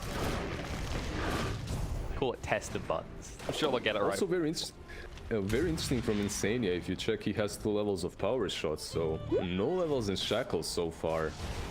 That's something that you see usually from position 4 Wind Rangers, but this is a position 5 Wind Ranger, Liz. It's yeah, played this is differently. a 5. I don't think there are positions on Team Liquid anymore, man. Like, this is just a team, you know, and that's it. Like, That's positions. true. That's 2019. We were asking for the mid Insania, right? Maybe this is him playing the mid while not in the mid here. He's like, well, 2 points of power shot. I mean, if I was a mid Wind Ranger, I would never level that Shackle early. Dire's middle tower Certainly he's is playing under a hero attack. that could be played mid, and that was one of those things, very flexible pick early on. Alright, so far no objectives have been taken, minute 9. They did rotate Tide top, and why did they do this? They literally rotate Thompson into the lane versus lone druids so that the lone druid can pressure those towers early on, which is why we might see Koipa even go away from top, but there's a ball break coming. The black hole. Tiger commits, and the spin's already been used. Mid one a little bit of trouble. He's not level 6 yet. Shackle shot is going to be a whiff, but the remnant is good, and the cookie will get the kill. This time, Liquid will hit their spells, and No-Tail will be able to move away. Just as I say that, the Scout Blast is a little bit awkward, but Mike does have the haste to keep chasing. He's going to go down. Will protect No-Tail, gives him the turnaround as well, and saying he couldn't finish off the ball. I was going to live, but Saxon now getting low, needs to back away quickly, and 7.5 HP. He's getting blocked up. Cookie is off the mark, but that gets him in range for the stun. Nice reload out, will save the day though. Easy. Yeah, it looked like a really good bait from Wisp, right? Like, he's baiting into the Mars arena, but they just don't have damage right now. Like, Wisp, Tusk, and Mars, they had no damage to fight for heroes. Taiga? Now, there's definitely damage here though. Normally. Even a level 4 Tusk with 2 points of tag team is enough to scare the crap out of Tiger in this game. This is pretty good movement from OG. Really, holy smart. Snowball? Yep, nice dodge. Dire's middle tower Could is be a whiff. under attack. You see this, Koipa pushing mid at the same time, and now Thompson is just mirroring his movements. It's like, where you go? Get back here, okay? I was given a duty by my captain. Kiss is coming out. Just to save Boxy, really. It doesn't give them any kill opportunity because they're still retreating. And this is great for OG because the whole while mid one's just been tapping away at that tower. Is under attack. Exactly. They're realizing that as 4, they're stronger right now as there's no black hole, right? So why not take objectives? While Thompson, literally, he doesn't need to join them. The only thing he has to do. Yeah, he's just running out. He's just annoying Koipa. Like, like, where the hell are you going? Get back here, dog. We're laning partners. Get away from him, man. Like, Koipa is definitely tilted by this a little bit. Yoinking the creeps as well. I love it. Dire's middle tower is under attack. Now, this being said, Liquid, they will have a power spike very soon as Mike is getting close to that Ags. And that should be where, you know, the next black hole we see won't feel a little bit awkward. It should be a pretty dominant one because they have a way of getting Tiger in even when he's feeling a bit dirt poor. And you can I'm pretty sure you can toss in anything you want. And when I say that, I mean Michael Wu, the bear. Oh yeah. I'm pretty sure you can toss him in too. So that's not a big investment. Well, fair. Radiant's top tower. Besides again, trying to kill off the task. Snowball's going to come in. Koipa might lose his pet for that. They just wanted to make a little bit of a fight. But, you know, when animals get aggressive like this, they have to be put down mid one. He's like, where you going? That's 300 gold. I'm a carry. I know what I need. Yeah, he's not risking. Yeah, he's not risking getting that, but apparently Cuz got it. Yeah, he didn't get the gold, but it doesn't matter. They secured the kill. Mid lane still pressured though. Boxy just wants the tower. They do manage to get it. Now they're going to try and punch the Tusk, but Snowball just dodging everything out. Sax's going to be chased onto now. Nice spear, though, to slow it down. We'll find enough time for Sax to back up for a moment, but the hot in pursuit will turn around with the Walrus Punch. Says, screw you, Boxy. I'm going down. I'm taking you with me, but the problem is that Miko won't let him. Seb going to be brought low. Remnant is a little bit of a whiff, but the kisses will finish him off, and No-Tail already using the tether. We'll feel the pain, but it's not a big enough amount of damage to kill him as well. Bottom tower is under attack. You know me, like, and how much I love rotations in this game, and Normally. Please go for it. Mike is just trying to show us all that he's not done yet. no, it's almost back. I just want to say, bot lane, mid one, wait. That got awkward. That's gonna get more awkward for mid one. Oh, the big brain in each other there. The healing ward looked like it turned it for mid one, but Poxy's even going to farm that after the fact. Yeah, really good TP by Taiga. And this is pretty much a moment in which game becomes very chaotic and where OG shines. We'll see what happens after mid 1. But so far, Liquid, they have played this game flawlessly. Yeah, Koikwa has been shut down by Tidehunter, pretty much shadowing his footsteps. But the way they realize what the weak points are from OG, like that mid-tier 1, while Wisp and Jug are bottom, it's really good. Like, it's really good. So far, trading these two objectives 1 for 1. Yeah, especially when you consider the way that they're OG, they kind of got the start to the lane they wanted, is they're going to find an easy pick on Insania. Bye-bye. Your fish food. If you don't have that wind run, I mean, back team plus wall response. Even if you do have that wall run in this game, Yeah. I mean, they've got medallions with lads now, and they've got a forest punch always in. So I don't think Insania is going to enjoy this game much. They actually put Tiger in the box. Where's the arena? Well, you'd see many different builds from different Enigma players. This 2-0 talisman has been very common for the last 6 months. But what comes after is really different from one game to another. And going for this Blink Dagger, I think this is really important for Liquid. Yeah, they don't have Black Hole to work with, but okay. Double in. Thompson Kongs, who instantly cancels as he can try to move away. He has got the Ravage, but there's no point in using it. Or Saxon, nice snowball away. Gets the creep, saves his life, but now the Ravage is going to come out to make sure he can run away. Saxa on point entirely throughout this game with these snowballs. Might cost him his life this time, but he'll say worth. Yeah, that's completely worth. Like, the Arcane Rune is still on Snapfire, so Thompson should be a little bit careful, but they do have a ward, so they know exactly where Mickey is. But damn, did you see the amount of heal on Vlad's? Like, always, I don't know, that's always crazy for me. So much heal. It's kind of nuts. Like, when you're getting ganked and you have a Vlad, you're like, oh, well, there's no easy way I'm going to run out of this. You just see the creeps and run into them. You're like, I know I can sustain for longer. Now, one little bit of vengeance. Gobble up. They're actually targeting the wrong persons. They're going to be jumped straight away. Mike is going to be ran down and killed off. He wanted to find a setup in the mid, but instead he gets set up himself. Insania now will be chased onto Yuri's Shackle. Spear to push him back into the waiting arms of Thompson. Will gobble up the kill. Now they can push on this tier 1 tower. They're a little bit too aggressive without having the Black Hole. As Enigma is still just chilling, he has Black Hole in 25 seconds. You don't really want to fight it if you're Taiga. Oh, if you're Boxy, you're quite happy about that. Seb just calibrating his timings a little, I guess. Yeah, it just happens. It happens, really. Koikwa is also biding his time. He's moving towards that MKB. He might have to go and defend mid though. I don't think there's going to be much mid left to defend right now. This is looking pretty dead.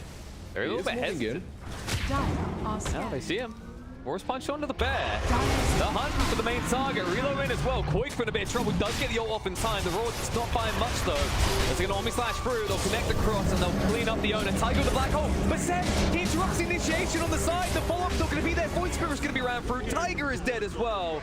And now they'll hunt forward for more. Insania trying to run away. Snowball's coming off cooldown. They'll keep vision. The Yule's going to be there. Seb doesn't have the spear to miss this time, but they don't need it. They'll follow through instead with the Snowball onto Mike, under the tier 2s, and realize this was a bad idea. Just take the towers. They can't move. And I was praising them quite a bit in the laning stage. Right now they're doing some crucial mistakes. Like, I love the fact that Koikwa tried to get Roshan to follow him so that maybe that Omni Slash goes on him. But he went out of vision, so that couldn't happen. But using that Black Hole, without Mickey being around, that's gonna hurt them later on, because now you have this cooldown of 200 seconds once again. And you have to find a way to play without it. You have to find a way to play without Taiga. Actually, literally without Taiga. Welcome back to the game, bro. Hope you enjoyed the 10 seconds or so you got to live. Back to nap time. Don't worry. You'll have Black Hole in another 130 seconds. This is instantly into the pit. Yeah, some of these plays, like literally, that if they lose Koikwa, but they don't lose the Black Hole, it's still fine. But losing that Black Hole is so important for Liquid. Yeah, that was. Yeah, that was a little bit of a Feels bad, man. I mean, everyone has their gimmicky phrases. Mine's always like insurance policy for things like black hole, right? And it really does feel that way for Tiger in this game. You have to get a big cash-in reward for using that black hole, or it's better to just keep it as a deterrent, because OG, you know what type of team they are, and you know how they're playing this game. They're just balling up and running you, as they'll find another one. And it always gets harder and harder for an Enigma in a situation such as this one. He gets away, but Quick isn't so lucky. They find the better target. Radiant's top tower is under Oh my. This is... Yeah. Radiant's top It's looking tower rough, man. This is OG playing like we know they can, right? When they see a weakness, they just keep on chugging. And that's a big weakness. But a big weakness to use that black hole, and now your game is kind of falling apart because remember, when you have that black hole, your team, you can win almost any team fight. But the problem is now they have Aegis too. How do you go through them twice? Because you all, like, it's going to be extremely difficult for Liquid to play these next couple of minutes. Radiant's I'd say the only way is you wait for what feels like ages, is they're going to lose another target. Void Spirit caught by the spear. Easily. Nothing they can really do. I mean, you know, they've got these few things, like they actually really lucked out with Insania as he did get his hands on the Armwood Tree in this game, but you just can't really play OG. You're probably going to lose while you're out of towers before the Aegis is gone. All of the neutral items now that you mentioned them are really good for Liquid. Getting the PMS on Lone Druid, getting the Philosopher's Stone on Enigma to buff up his farming speed even more. Even the Clumsy Net on Grandma, it's all really good for them, but the way they fought these couple of team fights really wasn't there. And maybe a smoke or something similar, but this is like, okay, it looks like they will mid. Will they? Nope. I mean, you have to be careful though, right? Because, you know, you've got the black hole again, but the if factor. What if it is not an amazing black hole? Because at this stage, that's kind of what's keeping you in this, is you're starting to lose by a noteworthy net worth amount. Insania going to be ran down. They can't connect, but Shackle Shot's going to come out. Black hole, there it is, the kisses. They're looking for the arena's going to go down, but it will not protect Thompson. They're moving down the Omni side, bouncing around on the Quakefa. Dishing out a lot of damage. Go off to stick them back in. No Tail's going to be ran through. The Root's going to come out in the meantime on Asaxa. He can't use the snowball. Shackle Shot slow him down again. The snowball's finally going to be there. The control up on the box. They'll turn around and run him down instead. His mid one is still a formidable target. Seb trying to limp away as Mike chases on. Is he baiting himself is the real question. There's a blink now on Seb. He can do what he wants. They blink away with Saxa. Raw will save Mike from a reinitiation, but finally they're able to fight back. That was great. That fight from Team Liquid, I didn't think that they had it in them, but man, do they turn and show up in that fight. That was really good. Eliminating Thompson at the beginning was crucial for them. He deals so much damage, brings so much utility to the team fight, but he doesn't have a big KB, right? He has no magic immunity, and because of that, one single Mortimer kiss and gobble up, and he's down. Really well played by Taiga and Mike in that fight. That can be the greedy part of this type of build, right? It's like why we usually see Pipe, Vlads, all the utility, because then you become an unkillable target. Because Thompson in this game, he's trying to be more than just unkillable, right? He's trying to be this aggressive factor comparative to the Lone Druid. Do you ever play like with teammates, like some friends from real life that are a bit lower MMR than you, and then you random and whatever you get, you're playing carry with it, you know? Mid lane. That's how Thompson looks like right now. Now, don't get me wrong, this is a very solid build still on him, but yeah, some other builds might bring up more utility. Most definitely. Oh, gobble. Some of them bring a lot of everything. The Snapfire setting up. Easy Aegis gone. They are on their way. Thompson's pretty far out. At least a few seconds away from being in Ravage range. And Liquid, they're smart about this. They say, nope, that's good enough. Just TP out. Box is going to be chased down. Probably going to die here. He's only got the Dissimulate. The damage is way too high. And they'll be able to kill him. Now you actually have to ask, was this that worth it? Because the Aegis was being reclaimed in like about 30 seconds anyway. it's a good morale boost at least. It We can die, kill someone on OG. We can kill it. Yeah, that's what matters. Is under attack. No, won't stop mid one from going straight up onto the high ground. Set in with Irina. Catches on the Insania. Cookie try and get him out. It's going to be off the mark though as he turns around, looks the wrong way. But they can't finish him off. Instead, Insania's going to be turned into a weapon again, Set. Any initiation you can do, I can do better. No Tail trying to save. Won't be able to do so. Seb is rooted up and killed off. Thompson's so deep still. He understands. Oh, there it is. Ravage. Yeah, but he got the little true form off. They're going to turn and bring out the Snapfire and kill her off. Koik was bare, he's almost dead. The mid one needs to run now, in a little bit of trouble. Tree's off the marks. They were not able to hit him up with the shackle due to the roots, but they still forced him out of the base. Thompson might not want to hang in too much longer. Might get the bear though. Money. There's that moment instantly as Thompson's running away when he's just like, shackle shot. Yeah, we shoot him. So he was really deep. He understood that there is no black hole for, well, it just came off cooldown, so he knew that whatever he was doing there is completely safe as they can't take him down. Seb dies also because relocate wasn't really timed perfectly by No-Tail, or there was Yules to prevent it from being timed perfectly well. They take down tier 3, take down Mickey and move back. I think OG is satisfied with this. They can continue back farming on Jug. He needs that Skadi as soon as possible. Yep. And Dezo is completed on Thompson. Alrighty then. We are bringing the deeps from Thompson at this stage. I mean, yeah, he's almost up at level 20 already, so he's a bulky boy from levels alone. They're going to try and find something as they smoked up on Liquid. They're on the prowl. They've got that black hole. They don't want to have to use it for a single target, though. They want to save it for the big fight. But if they can find a pickup before the fact, all the better. They already wasted Gobble Up, so they won't have that for an additional 26-7 seconds from this point on. Oh no, what a terrible loss. Gobble Up is on cooldown for 40 seconds. Wait a second. Black hole straight away. He got the spin out and there's a reload away. They didn't stop the IO. They're in trouble now. This might get rough pretty fast. Thompson's being ignored. They'll turn around on Tusk instead, get rid of one of the saves. But Tiger knows he needs to leave. He TPs away. He's almost dead. Reload brings him back. Shackle shot is going to be a whiff. Mid one says, fight me. Who wants a piece of this? Thompson's trying to hunt them as well. Foxy has got the mobility to simulate to move away, but one more hit would kill him, and he's out of mobility now. He won't get away. The ball slap into his face and bring him down. Has Black Hole for, well, basically a pause 4. That's yeah, just the Tusk. But that's why I said about the things I said about Gobbler, because usually if you waste it in the game, or wait for it.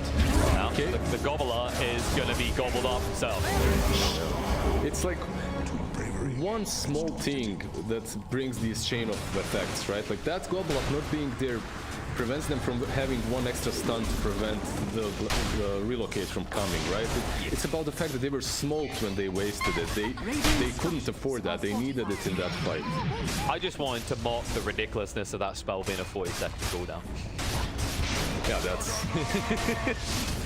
But you're right, in that moment, because you're smoked as well, right? It's like, well, we can't wait 40 seconds now if this fails. Bottom barracks are under Radiant's bottom barracks. It's going to be a lane. In fact, OG could take more, because you've got no Black Hole for 90. It's kind of up to them. They've got Ravage again as well. They'll go in, Walrus Punch, bye-bye! Captain goes down with the ship.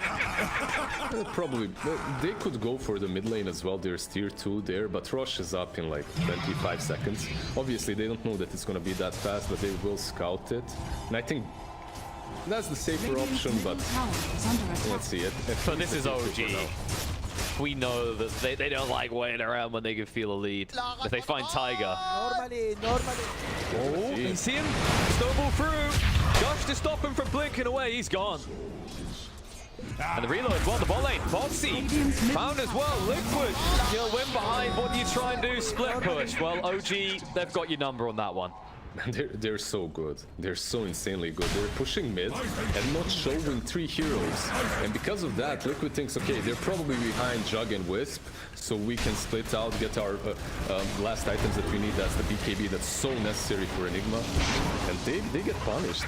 This should be a side here. Or the buybacks. I don't think they care about that buyback. Ooh, Sebi wanted to get the spear onto the bear. I mean, they might go, okay, we're happy with that. Roche has to be up now. Let's just go get that instead. I mean, Enigma is going to be up. And he will have Black Hole in 10 seconds. So likely, maybe OG just hold on this infamous high ground and wait for Liquid to try and come and peek their head out. Well, they're smoking up because they might go for Roche, and you have Black Hole, and I think this is your chance to fight it. Also, Enigma Taiga, he sold one of his null talismans, so he has a BKB now. So you pretty much have everything on Liquid. This is your time to fight. You need to go and contest this Roshan. Radiant are scanning. They're going to reveal where they are with a gobble. Smoke's going to break. They see Seb. That's not good enough. He's going to blink away from them. He has the high ground now. Boxy with the Yules just trying to control him up. Keep him out of the fight. But Koikfa's bear is losing this fight with his health. Koikfa needs to get it out of here quick. Mid-1 is going to stop. He says, om nom nom, thank you for the money. And that's the resummon. So if it dies here, they're in a lot of trouble. And the bash coming out. It's actually doing it. They're bringing it down. Kareem's going to go. Black Hole's going to be used. But the Jugger's not going to be used. They haven't got the follow-up damage. The Ravage is going to come out. It's going to control them up. Snapfire is going to be ran through. Mickey is dead. Koikfa is going to be controlled up and killed off as well. And they just need to run for the high hills. But what good is it going to do? OG just dismantled them again. And now, once again, without Black Hole, they realize it's over. GG gets called. Man, this game was going to be built or broken by Taiga and his Enigma, and yeah, it broke Liquid's back, that's for sure, because these Black Holes, like even this last one, was a little bit too late when that bear is already about to fall, when they already initiate with Seb, but it was not an easy game for him. They dominated him in the laning stage, they prevented him from hitting his power spikes early and